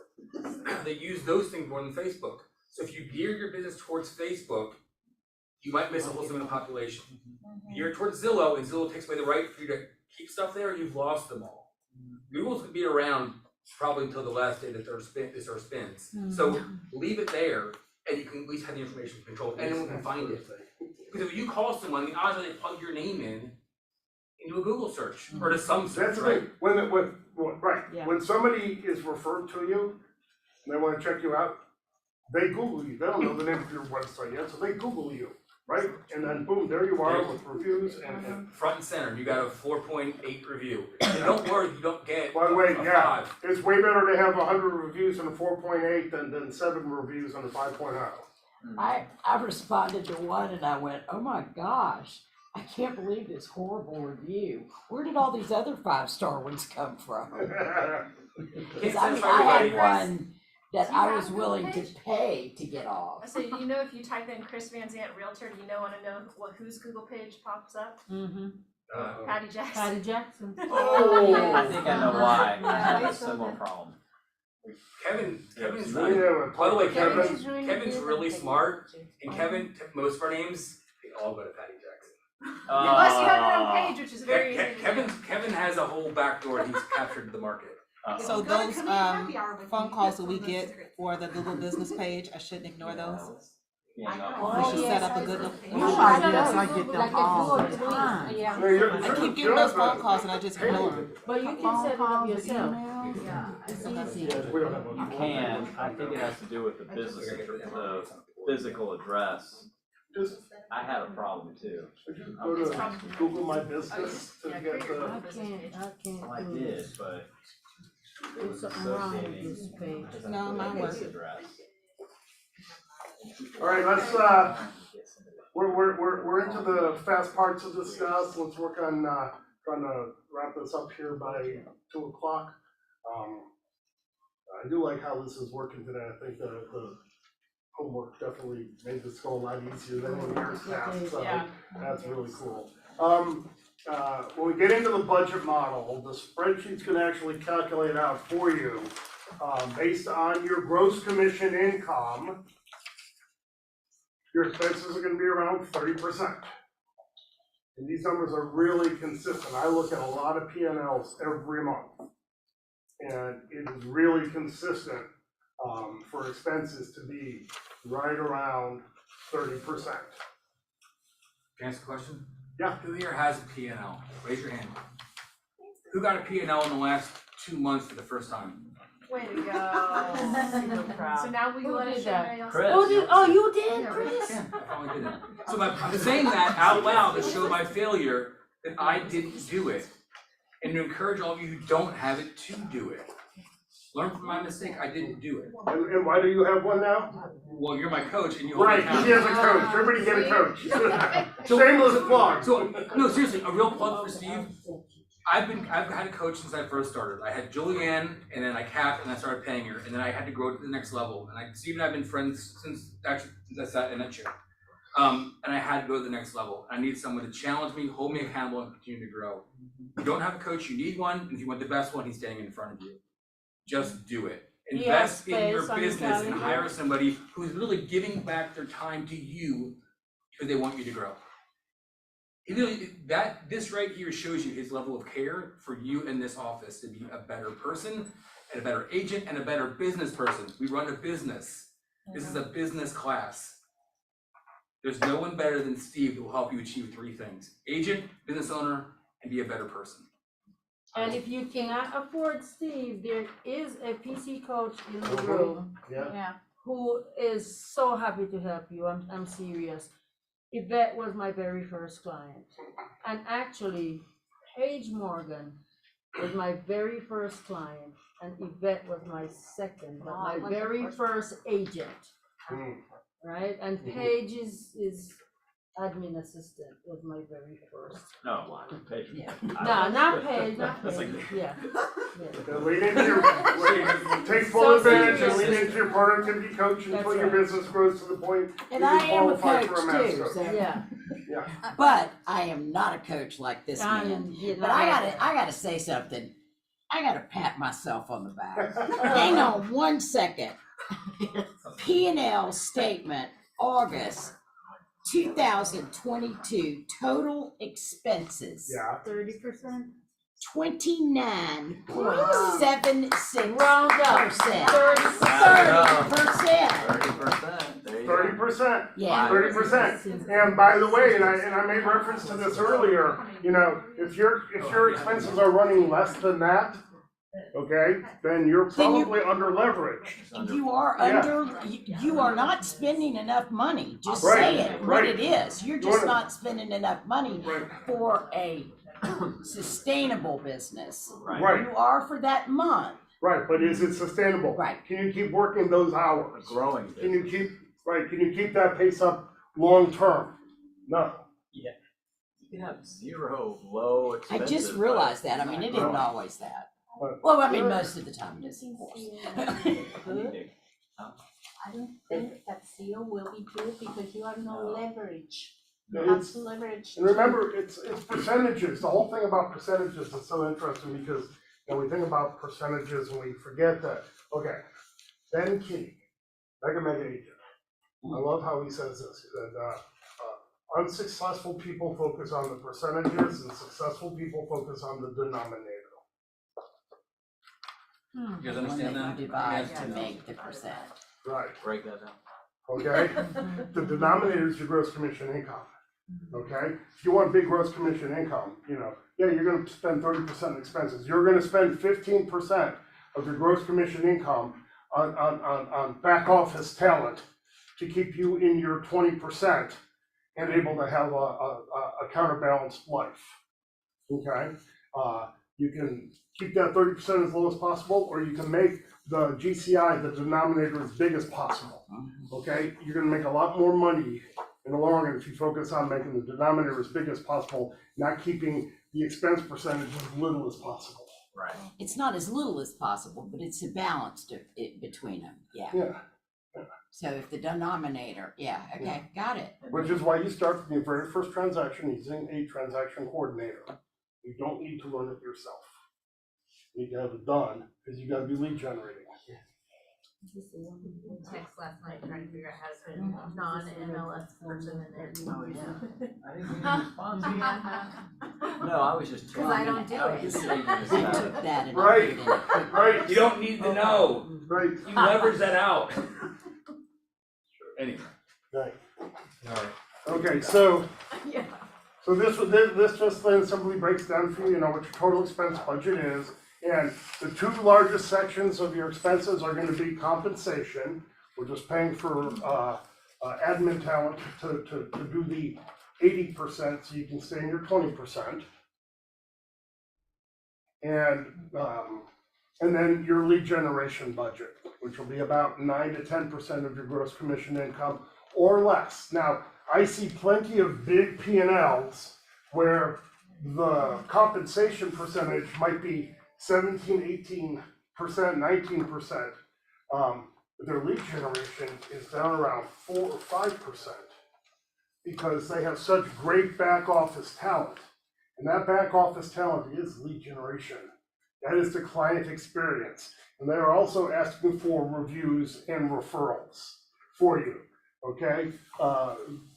And allow you to stay in your 20% and focus on your clients and not wearing yourself out doing all those other little things that you do at night that somebody else could do, okay? So I see very healthy P&Ls where the compensation percentage is actually higher, and generally the lead generation percentage is lower as a result because they are able to be so repeat, referral, sphere, direct, not database driven, okay? You know, they don't have to spend a ton of money on Zillow and things like that. Gary Keller said, and I quote, "You cannot buy enough leads to sustain a business long-term." That's it. That's true. I mean, you can throw all the money you want to at Zillow. If you don't do the other things necessary to have a database, because those people, this is something so bizarre that I've looked at, because I do crunch the numbers a lot and look at them, maybe too much, but the transactions that we have that were strictly Zillow generated, that then went into our database, the percentage that they come back to us ever is so skewed from the percentage of our other long-term clients that do come back to us. They're probably just What's more the internet difference? type people. Well, they found you on the internet, Right, so they're they're gonna not find their gonna be next loyal. person on, they Right. didn't think you had any value to begin with. Right. So why would they come back to you? Now, a lot of them, you know, you try to nurture them and everything else, but it's their mentality. Percentages are off. Your business is your database. That's the business that you want to grow long term. Yeah. Okay, so having good support next to you, taking care of the client experience and keeping you in your lanes is a critical investment in your business.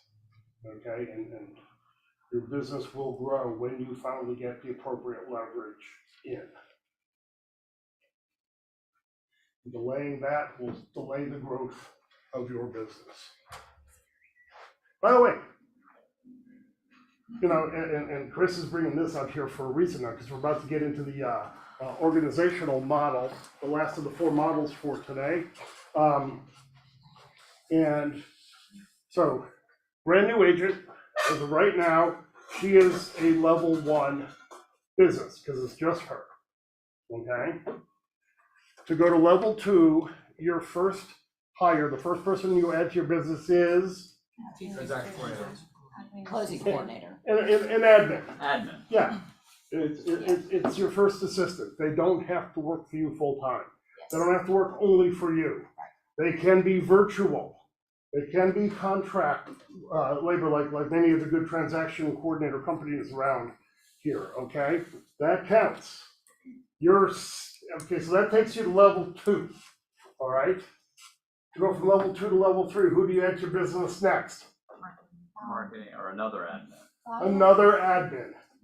Could be marketing, it could be an actual director of operations if you didn't start with a director of operations, okay? But you're going to have at least 2 different people that are supporting you before you're ready to even consider a buyer's agent, What's okay? a new word for a buyer's agent? It's Because different. they're not buyer's agents anymore. They are buyer's agent, but you use showing assistance first. Well, no, they're just, Yeah. Well, it depends, some teams let their agents list also, some don't, Okay. some stick to the Team pure agent? division of that's what labor I think in my model. I like that. Yeah. What about I just team call it team agent? agent, Team just because I agent. let them list as well, so it's like. Have they earned the right to list? Well, one was already in production and I So, I helped brought 2 buyers to her, so yeah. okay. But yes, That's a great Answer the question. No, I know, I Yeah. Yeah, That's a yeah. great define question. earn the right to list. Well, okay, so I would Are say they if you're going spending to, marketing dollars? if you're going to allow agents on your team to list also, as well as work buyers and not just be a pure listing agent, okay? Or a buyer's agent to move over to the listing side if you're gonna keep the division of labor model, but, okay, before they can list, how many transactions have they closed total in their life? Are they on track for, hitting the standards for production for a long enough period of time? How many times have they graduated from Bolt? Have they taken language with sales? Did they go all the way through Ignite? You know, you set up a curriculum and career metrics that they need to achieve before they earn the right to be able to list. And then when they do list, remember, when you look at MREA, the listing side does not pay as well as the buyer side. A lot of times agents want to become listing agents because they think, you know, they'll make more money. No, if you actually look at MREA, you'll see that actually the compensation for the listing agent works out to 8.3%. Okay, I'm not saying pay them that low, but it's not a 50-50 split anymore. And by the way, even with the buyers, if you're providing the leads, it's not 50% split. What is Okay? it? If you provide it. If you're providing the leads, Uh-huh. it's 35 or 40% to them. Yeah. Remember, are you focusing on the splits or on the denominator? Denominator. You focus on the denominator, it's not about the splits, okay? The buyer's agents at 40% end up making a lot more, okay?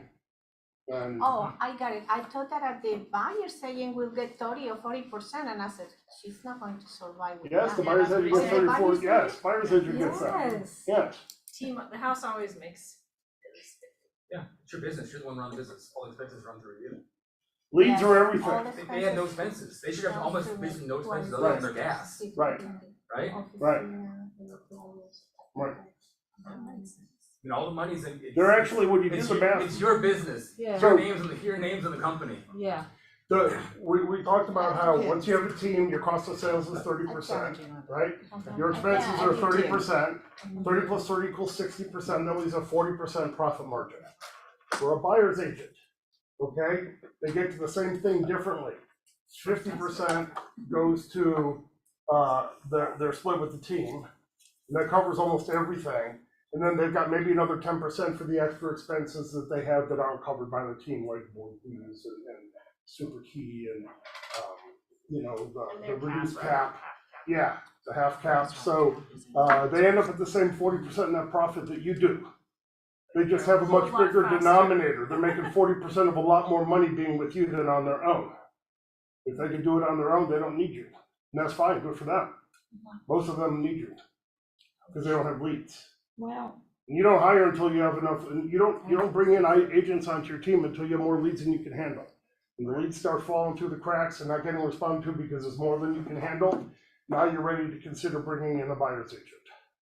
Okay, you do not bring in agents to your team in order to grow your business. You grow your business to the point where you have no choice but to have to grow your team.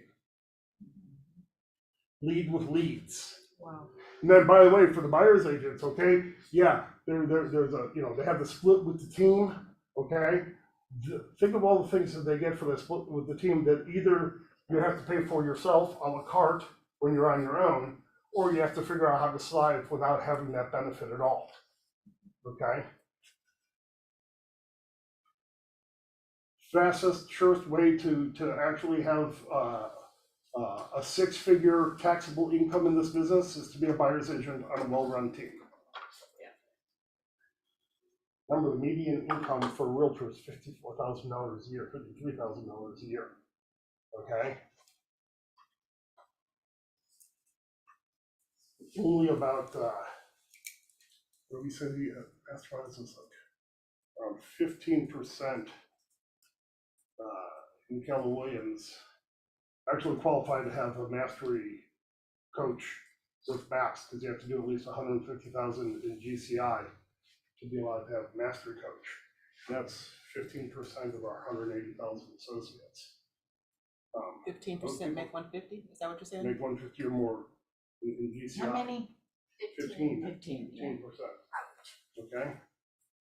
You know, you guys, just the very fact that you're here today kind of puts you in a select subgroup of the industry. All right? You know, how many agents in this market center? How many people are actually here today? You know? All right? 1.3 million of the 1.6 million of us had sold 3 or less deals by the midpoint of the year. Okay? I'm higher than you. Thank you, Lord.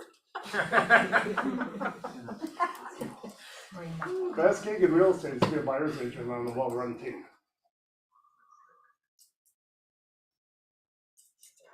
All the benefits, totally lead with revenue models. Better than being an individual agent? For most people, yes. For most people. For most people, And yes. qualify that, qualify Yeah. that for most. For most people. Most people.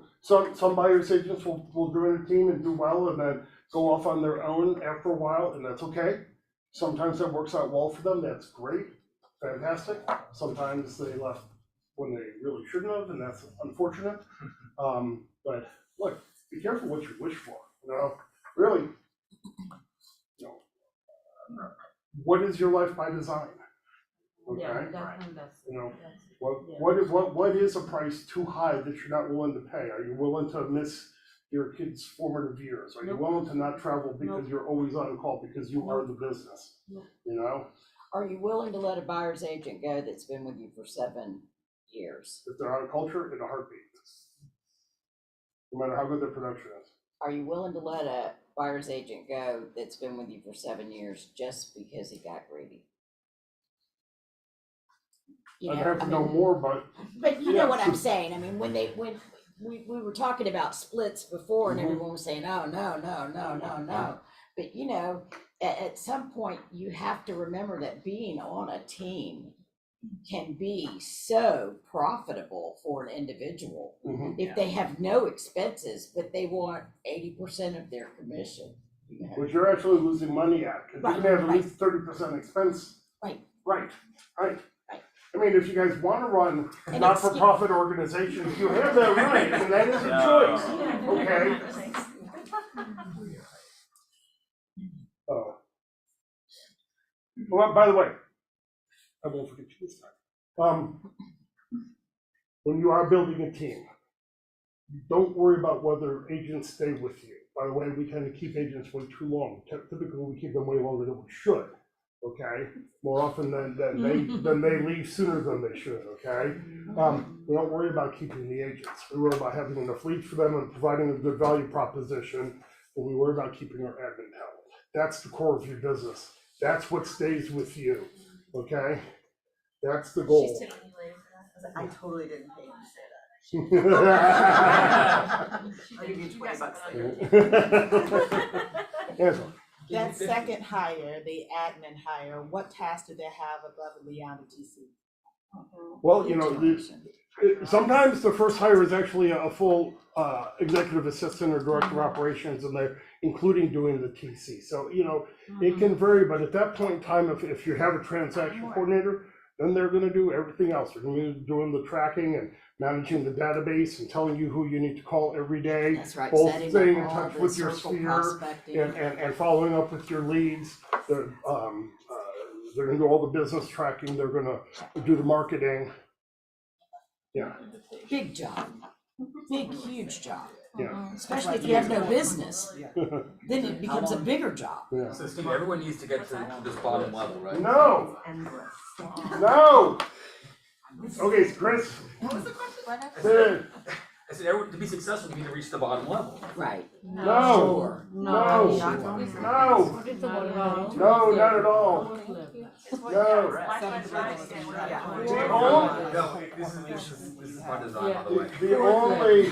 The only level that's not acceptable on here is level 1. Yeah. Okay, because you start with the transaction coordinator, okay? So you really start at level 2. Beyond that, okay, it says it in the book, 273. It's the best line in the whole book.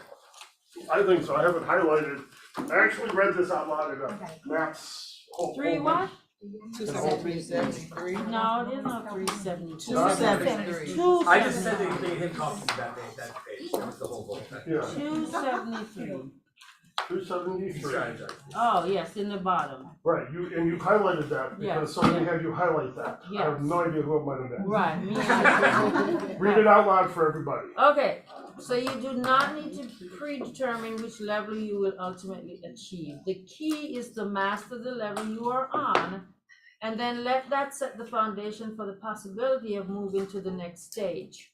Trying to skip levels or move too quickly through them may set the stage for burnout or backsliding. Note, if you decide against going to the 7th level, you should master investing. It's a footnote on the page. But the most important things. Yeah, the most important paragraphs in the whole book. Master the level you're on and only then decide whether you even want to go to the next level. Careful what you wish for sometimes, okay? And frankly, master investment, okay? Yeah, from a percentage standpoint, your highest profitability is gonna be when you're at level 2, level 3. Okay, from a percentage standpoint, if we're gonna make allow percentages to be a fallacy again, accept it, okay? But you can start, this level, the 7th level really is not, toes in the sand, sipping Mai Tais while your team is back there doing deals, okay? 7th level is actually owning other businesses, okay? Owning investment property is other Airbnb. business. Airbnb. Short-term rental properties as a part of your investment strategy, absolutely. Having a profit share income is a separate business, okay? Making enough money that you can then invest in other forms of income that are much more passive, because let's face it, transactional real estate is really active. Yeah, okay? So we make enough money in order to be able to invest into passive income streams, like investment real estate. Okay, that's your path to wealth and to be able to actually exit this business at some point before you go tango uniform. Pushing up daisies.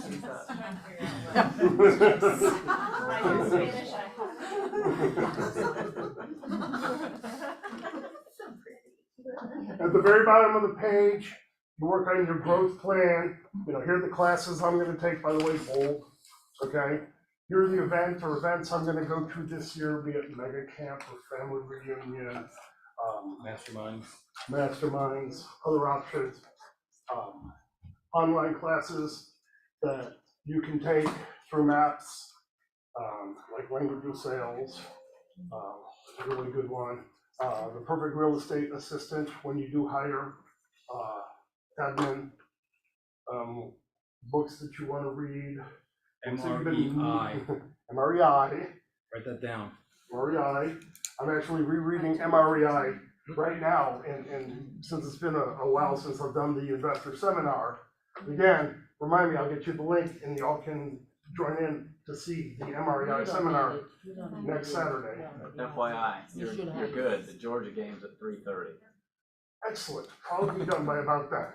It's a 5-hour long class. It's fine. Oh, it is? I'll make it.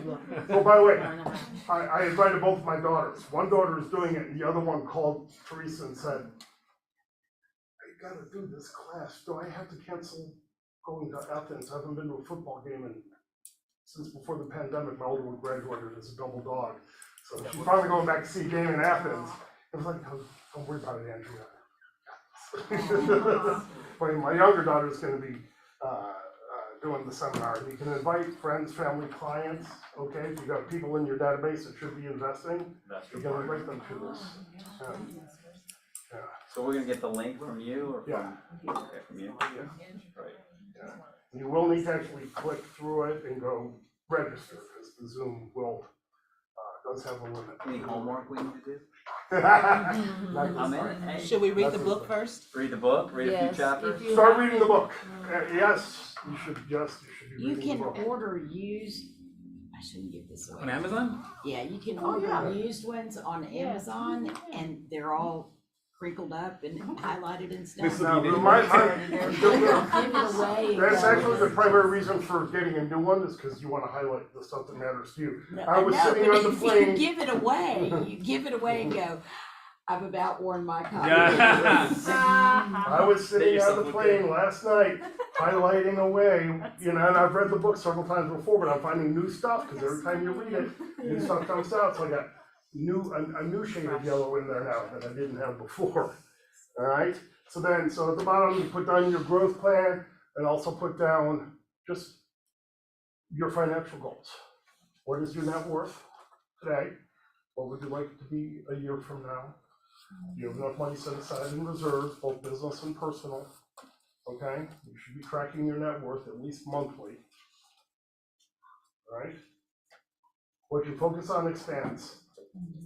The more often you look at it, the more often you look at your net worth, the more it will affect the little decisions that actually end up making a huge difference in the long run. And will keep you dialed in on, okay, what happened if I bought another investment property? How many more houses do I need to sell to be able to buy one more investment property? Okay, and then that gets you to actually make just a few more phone calls. And all of a sudden you have the money to be able to buy another investment property.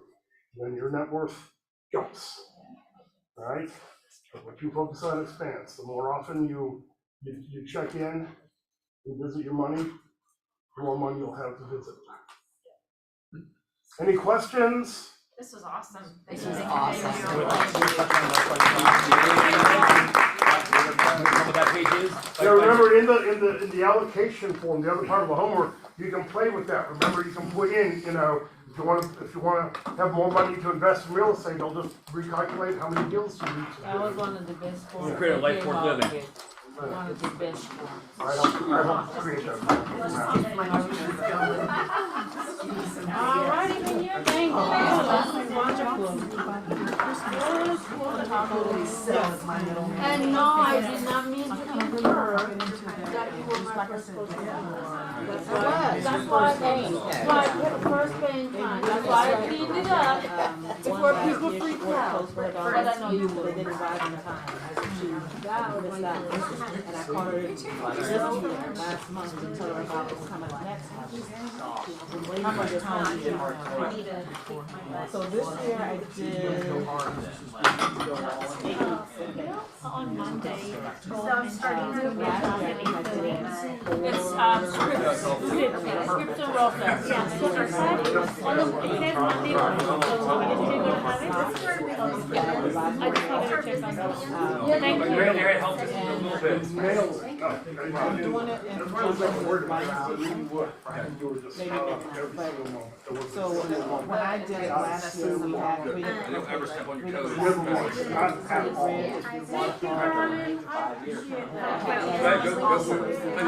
The form was amazing, the Excel, that was really, really helpful.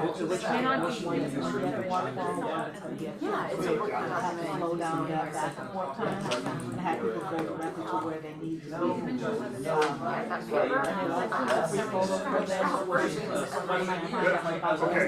that's somebody that you'll pay for $100 to do paperwork. Once you get the contract, they handle all the paperwork, details, coordinate. The letter does their job, and all that kind of stuff. Absolutely. Very good. You don't pay us for it. You have money paid them, it's when it's like paid. You get started, you just want to talk every database, there's many other houses. Clubhouse. We all have 6:30 to 7, yeah, and there's a lot of. Absolutely. Can you tell that to me? Because I'm not. Yeah, sometimes I be up, No, woke up late in the sometimes bed, I'm it's like, quiet, another person, just sometimes- listen to it while I'm getting up, sometimes and it's- I'll tell you, they have, we have a Facebook page as well. Oh, man, And don't it's just roll so that. much information, And and it's that's always what talking we about find events all the time. from- Clientele base, Christian, then for the most part. I stay away from No, I did like 5,000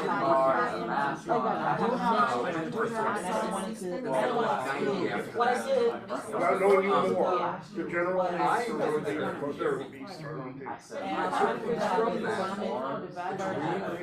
Gross or you'll make a lot more money. Like, it is so complicated, and Well, I maybe see it's this understand. that I didn't want to offend anybody. I hate it. I just think you don't have a split with school, you wouldn't have on your own, but it doesn't matter, you wouldn't have a split. Different scripts. Because I know they bring but up they too on the different call. ways to talk about it than I do. Thank you. Reinforced behavior, I already had it. Yeah. Wow, someone That's why I did else the does side that. work, because I I'm think on Lily does my my as well. And like Generally, Johnny some is hard lift Are you on program? If I already had established I couldn't afford paying when I wasn't able to go on education. Different than speaking. So he's your, so he's not lift. Yeah, I know. So, Actually, this is what you said,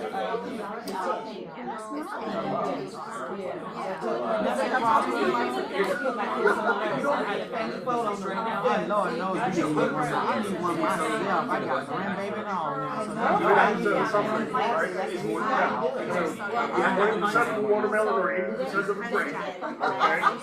so if you don't have, you don't have a lot of fun right now, you need to kind of keep the mindset, if you want to go in, by all means, go for it. If you've got a pipeline and everything else, then the question comes, factor out how much money you have. For me, like $30,000, $40,000, I can pay $40,000. Not because we have nothing in the pipeline, that's actually you have note taking like that. But you try not to gonna come from?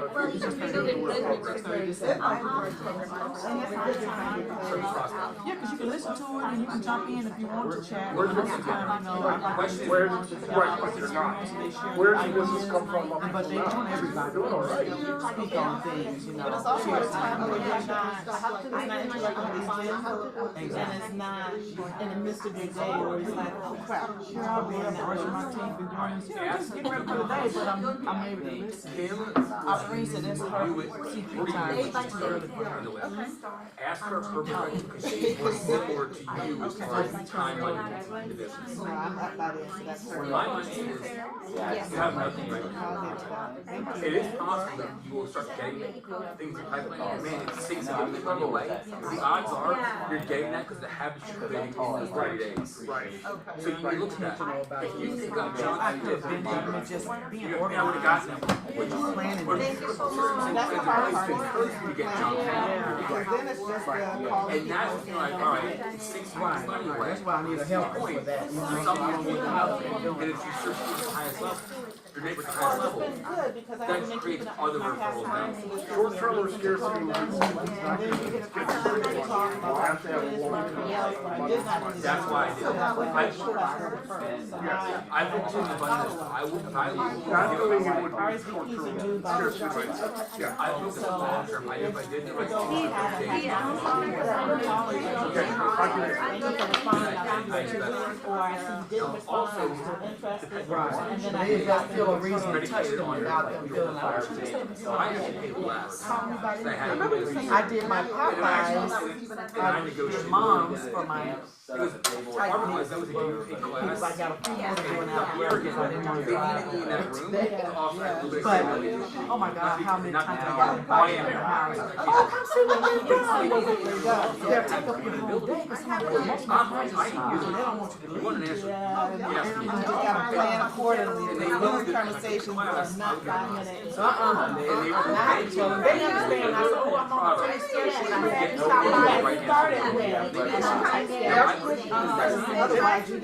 I do, but sometimes I try to just leave it at the door and walk away, but if I see that door is open or I can see that curtain open, I'm like, I don't want to do that. I said, they probably looking out the window and saying, oh, she did, just run out. Someone did that with Whitney, I didn't care about it. I could see them on the radio, they got all the car. That's what I did. Yeah, let me know. Alright, y'all, stand here. Really? Absolutely. I got I'm so educated, I'm overly educated. That's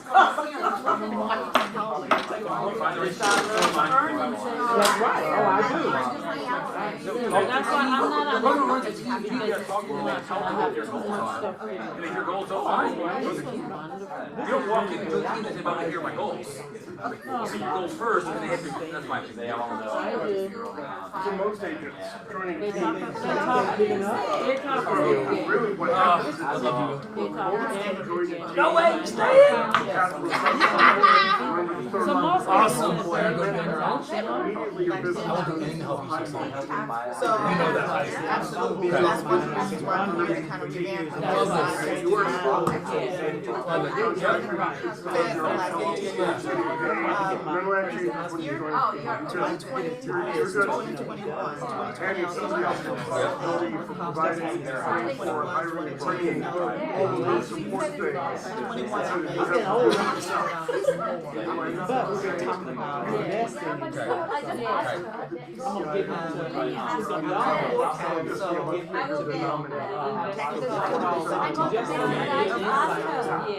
You walking down.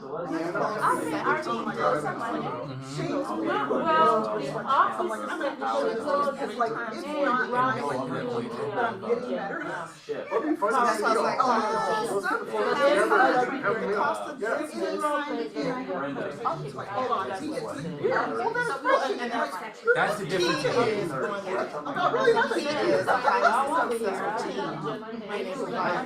No, my spreadsheets are not elegant, I don't know how to do all the And my decision to stay, I did my P&L for 20, looking at 22. 22, they paid more money. But I'm not where I want to be, just the amount of time that I'm spending away from family and being able to have a life is crazy. And the reward is small. In comparison to what I'm able to produce on my own versus what I receive from the team. And having to work Yes. more deals to get less percentage to equal out maybe 15,000. Yep. And it's not a good business decision. It makes complete sense. That's actually what I came to realize that when I first started Mason's like, hey, you know, Aaron Kelly. Luckily, they were hired. I'm so thankful. For the most part, you know, I would have jumped in. I would have known any better. I would have said, oh, Jordy told me to be great. I never would have known. But being forced into my own, I had to jump in. I had to jump into the deepest of ends and I didn't know how to swing. Which was you know me. I had to go every ounce of energy and brain power was doing one thing as business. Which is why I did not do it. I made the mindset just doing all other things and not doing the business part. The great thing at the beginning was just the business part and at least get the basis of business. And it'll tell you what you need to do if you're on the track. It's a measuring stick. And in 2021, I knew what I wanted to do. We talked about the goals. And I worked so hard, it was such a crazy year, that I didn't take time to stop and measure what I was doing against what I was making in this year. So I didn't do any of that stuff. I had no idea. And at the end of 20, when we got to the time, see, that was part of what you missed earlier. The point of the goal is to be able to have something to plan around. Once you have the goal, you'll find something to go. Okay, so if you actually, if you go back and you do the allocation. Because as hard as I work, okay, put in all of your business expenses. And so we did some changes, but again, 22, And third then, quarter, you I'm not where I'm know, the supposed home to be expenses, based on you what know, I in projected that case, the for home my expenses. budget. And The now question is, moving to how a much, new how much of system, those learning expenses are you rules, new responsible people for? at a lower Or how split. much of it does Shane cover? 2 more transactions and where I would have made All right, then. what I'm then all making the now. house had I made expenses 2 and transactions. All right? So focusing on this energy, And so that- with my 4 are really being intentional, and that's the thing about it. Because Getting lots of in minutia fact, down it's in the taxes. and Yeah. to being how creative, because that's what I was doing last night, Taxes. pulling All out right. like branded That's how flyers you have from to do Michael just to Lewis, live, and then in the life by design part is where you put in, And I you would know, come with. the I other really stuff like that one, let me change the would be- wording, and then like 30 minutes went by, I'm like, what the hell am I doing? It's funny, Billy and I, when I first started, we still masturbate, but not as often. We used to masturbate like every week or at least twice a month. And I remember in our masterminds, we would discuss what our goals were, what we wanted to do, what we were in place, what our goals were, all these things. And I remember one of those things, I was like, I want to do like a client event or So an individual, individualized, we had a reformation. So I think I want to do a client event with Reformation and buy some beer and talk to people. I'm just talking the semantics of it. The very next meeting, Lily had already done one and very brilliant and she had finished successful. So I was the person who would talk about it and think about it and then what day should we do it. And she was like, oh, good idea. I'll go do it. And she went and did it. And I'm like, that's who I want. That's what she's my biggest role. Because she's all the things we discuss, she actually does them. She actually does them. And I get stuck on We are real estate experts. the photo event I've done it this We year. are counselors, we are consultants, we are fiduciary advocates. We help people make good decisions, but we don't actually sell houses. Other We do have to things sell ourselves. have been, And if you're not good at yes, selling no, yourself and maybe, getting possibly, I'm going to, and then I'm looking at old notes, it's like, oh. And I'm looking, I was writing down MRE page, and I'm like, I remember writing this down 2 years ago. Yeah. Like, I remember exactly the quoting with this page. It's being, just do it. Just doing something. That's one reason why Mason's one of my oldest friends, and we are officially You're on your own, that's why you should be on your own. You'll do better, you'll thrive, you'll make a lot more money. We're now the base regional estate Than being on your own. Remember, the things that you're paying for are things you really need to be paid for a la carte anyway. And so otherwise, you know, all the benefits of life. She'll keep her license because Either you're gonna have to pay for she gets yourself profit share anyway, from or me, so you have to figure out how to. she makes money being licensed as a She's, it's worth her keeping her license. It's worth $1,000 or whatever. She spends $1,000 to make 3 or 4, so it's worth it. And she can still show property. We used to have her on our teams, we need her to help us out. Okay. We don't rely on her, but we have the option to rely on her. Let's get together and talk. But anyway, so for me, it was like, all right, there are things I need to do, and I just want an extra level of accountability and growth, and I had a growth mindset of, I'm at a level where I'm gonna earn this much money every single year. Thank you, Chris. You're welcome, I'm glad you came, I'm really proud of you for coming. Look at your Ignite class, you're the only one here. I don't know, but everyone in this room are successful, one brand new agent, and then all successful And agents. she is Roman's friend if you. Okay, gotcha. So you came to a room with people that are. She was paying attention. She was asking good questions, and she didn't freak out about being so brand new. She adjusted to her scenario and just absorbed it in a way that, you know, should help her. Yeah. She's waiting for Ignite. Gotcha. I'm not teaching Ignite anymore. I gotta focus on my business. Oh, so you I don't decided really that I'd give a year of that, a year plus of doing it. And I don't, my office is no longer in this building. So I'm driving half an hour, teach half an hour to drive half an hour home. It's 62 hours of my day every 3 days a week. I had to focus on my own business. And I can always come back and give back. I can always come back and teach a class. But I can't give that level of commitment. I'm I very can't. naive. You gave permission. That's so. Well, thank you. You're welcome. It's good to see you. I'm glad you came. Well, but you know I'm here to help. So. You are. That was awesome. I'm sorry, that was totally. For joining the team was accountability. And now you can use that little. Oh, for Can sure. I tell Steve what you're doing? So I was on a team, I was individual, and then 21 I went on a team, and now I'm back in. Which team were you on? Ryan Lewis. Okay. Oh, You you're know, welcome. he left, right? Yeah, he went to Atlanta. Yeah. Yeah, with his brother. Sorry, cousin. His brother, cousin, can I come listen and learn? Okay. So I literally, like, in the last week, have decided to come back as being an individual agent as opposed to moving to Sandy Springs with the team. Because I had heard that you were gonna be going, I was bummed, I was so happy to see you in the room today. Yeah, I was so like, I was this surprised by my that. announcement to say I'm Okay. back. I was surprised, it was like- I'm building my business now as an individual agent, so I need to refocus and get my goals and do all of that because I'm now back solo. Okay. Yeah, and my reasoning for not moving forward was the P&L, essentially. I didn't make as much on the team as I did solo. Let me rephrase that. So the team I make wasn't- more on the team, but not as much as I could have I put those efforts into my business. The same level of effort. So you would have, how many deals did you do that were provided by the team instead of self-generated? So I don't have the breakdown of that for 21 and 22. I know for 20 total, I closed 17 deals. 21, I closed 44 deals. Difference between GCI 20 and 21 was $10,800. 21 to 22, my GCI is higher, but it's not where we projected, where I told him that I wanted it to be at the top of the year. So for the amount of work that I'm doing, the return isn't there for me to move forward to another brokerage, another new this and a lower split. No, for. That's what I was just saying, like, for being am I on gonna a work team. a lot harder for the same amount of money, or, okay, go ahead. Depends no, go ahead. The team does have to provide more than half of your closings to you, okay, for it to make sense. That's good to But know. the If you problem have to was- generate your own business and be on a team, then no.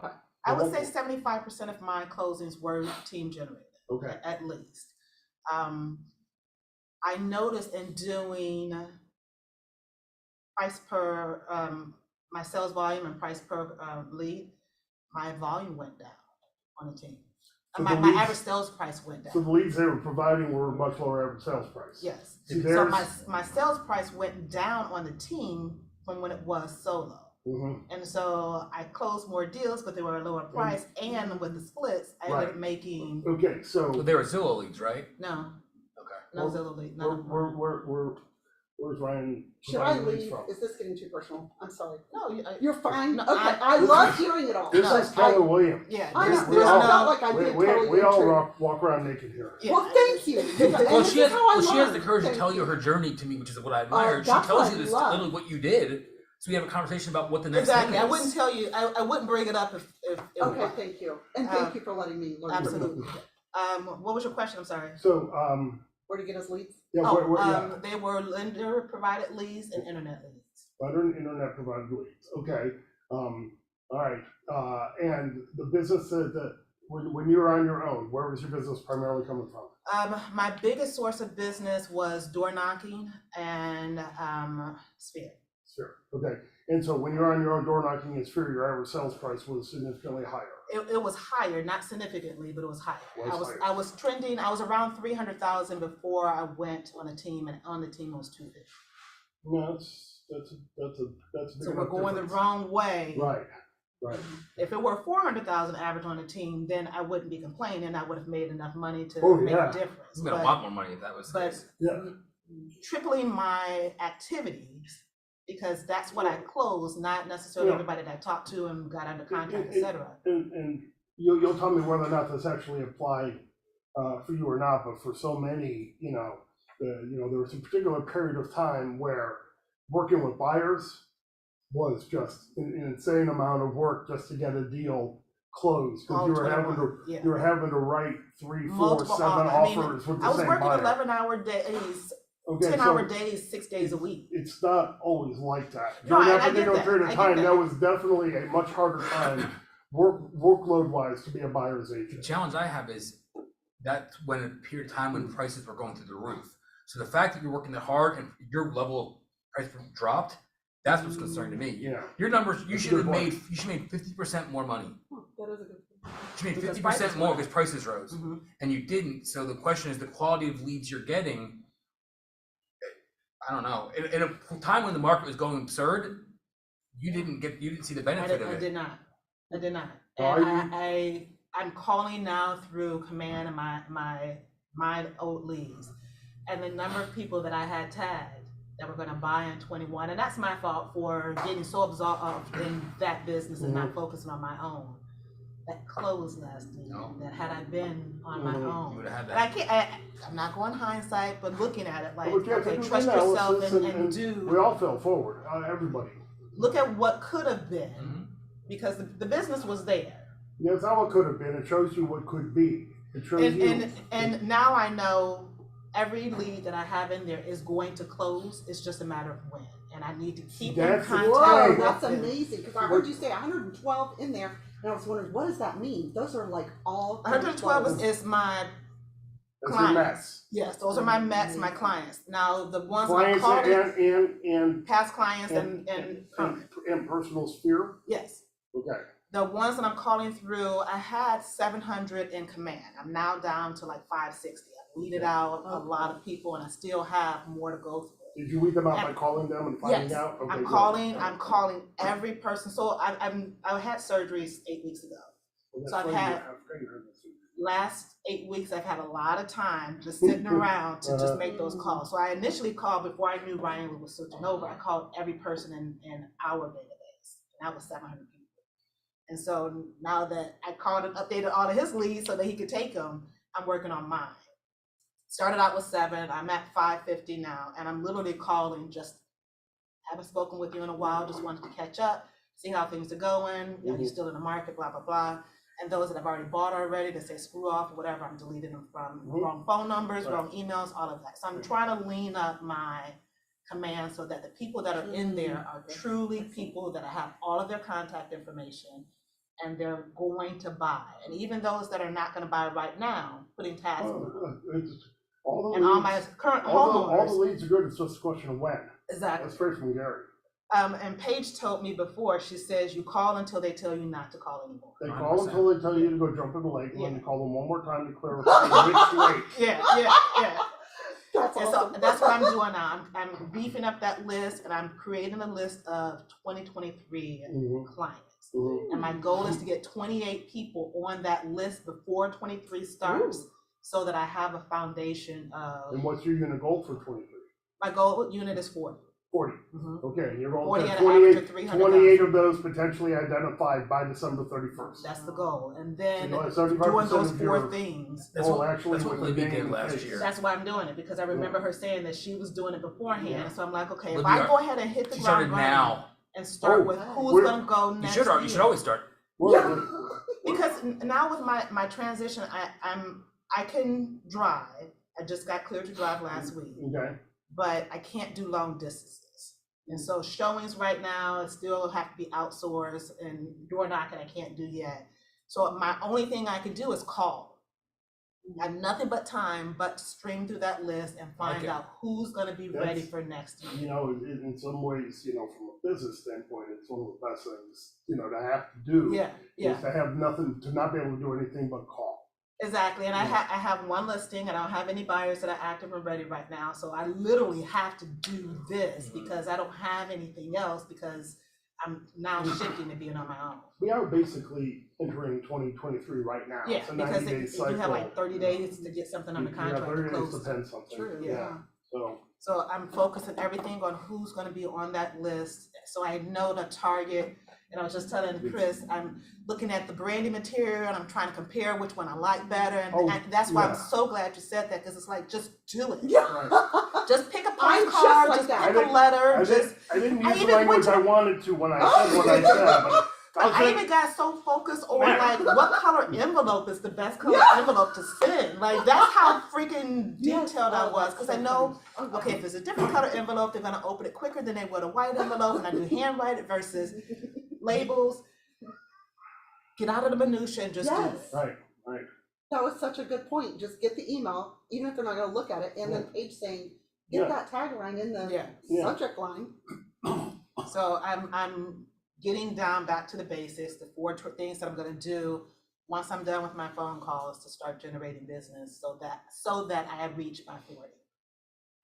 in the referrals, focus on the referrals. Yeah, and my client event is November 5th, so it's a perfect opportunity. I've called all my clients, let them know of the event. October 18th is the day that I'm doing a reminder, and then November 5th is the event, and then the follow-up afterwards would be. Who in your database has ever wondered about investing in real estate? That's what I when you said that, I'm like, okay, I have not had that conversation. That's the next conversation I need to have about You investment. wanna invite any of those people before the seminar fills up next Saturday? Yeah. Whoever signs up first gets in. I literally was thinking about that, so I'm like, okay, now. Same thing for you. Yes. But yeah, I'm As soon as all three staying sends with that email. one. You haven't signed up yet. Me personally? Yeah. Yeah, I got something with my kids, I gotta figure out what I do. You get everything anyway, you'll get the recording. Yeah. Kids, family first, that's it. If your answer is kids, I'm good. Yeah. But yeah, it's just, I feel like my quality of life, and part of it was with my hip and the pain that I was having and doing all the driving and walking and showing, it was miserable. And I want to have that. Yeah. Where do you get it. live? Atwood. Okay. Well, I'm in Marietta, Kennesaw, but I was gonna say, if it's nearby, I'll do any showings for you for free. I appreciate it. I'm not going to Lawrenceville though. But I mean, I would for you. And that was the other thing, the distances Yes, and I locations that I was bet. going Right. to get a deal closed versus being solo and just closing it in Yeah. Woodstock. So y'all versus- moved also? Yeah, we moved overseas for 4 years. Oh, And really? then we moved back in 2019 and decided we needed money. So my brother taught me into becoming a realtor. And Shane is not bringing in money, but doing the nonprofit. Okay. So, I don't know, that's where we are. But I've done well. We are Good. surviving. Bought a $227,000 house. Nice. I was my first buyer. Good. And now we've made some money off of it, but I was Mhm. like all excited, like, we're gonna get a bigger house. Now I can't afford anything bigger, so we're fine. We're fine where we are. That's like You exactly, that's what I really have to work on. you want to own $1 million of house, okay, but Yeah. you You have to wanna live in live $1 in, million house. but you wanna live in a $250,000 house and own three other There we $250,000 go. houses. And with you know what? tenants in It's them. fine. And Shane, he's the logical one. He's like, we can do things to this house to make I it have better. no idea how So- to do this. Okay, continue. Sorry. That's what, take FPU, Say this Financial again? Peace Financial Peace University. University, Oh. Dave Ramsey. Yeah. If you're Well- recording something on YouTube, I don't wanna turn this off and have the whole thing lost. There's literally, Oh, gosh. there's literally a clip, a save button, I don't wanna do anything. I'm not the techie. Fun. Thank you guys. And thanks for letting me listen in. And Angela, you're gonna do amazing. I always wondered why would you even join a team? Because I've always thought you were a rock star. But you said for leverage and There are plenty of good reasons for. oh doing yeah. It was for the accountability and Okay. for the leads. I mean, there was a lot of things that Yeah. went into it. If your And price security. point, if your price point didn't drop, you would have actually made 50% more money. And if all of a sudden I told you you made, what was your GCI? Last year, 120. So if I told you it was 180, would you still be there? You might still be there. If I made more money, we wouldn't have this conversation. That's what I'm Because I saying. already had, So you what I'm know, saying, if the your price, amount of work that I put in for the money if your that I price made point would've- would have stayed the same, Yeah. if you're going higher, which it should have gone higher, you may have made $200,000, right? And there's also the issue of having the right to make friggin' offers. That's to my the thing. Buyer. Yeah, because It was that's at the showing same time. showing 3 buyers back to back, and I'm out for 6 hours, and then I have to go and write 4 offers per buyer because we don't want to miss out. We want to be able to get. Right. I'm There not was a done until particular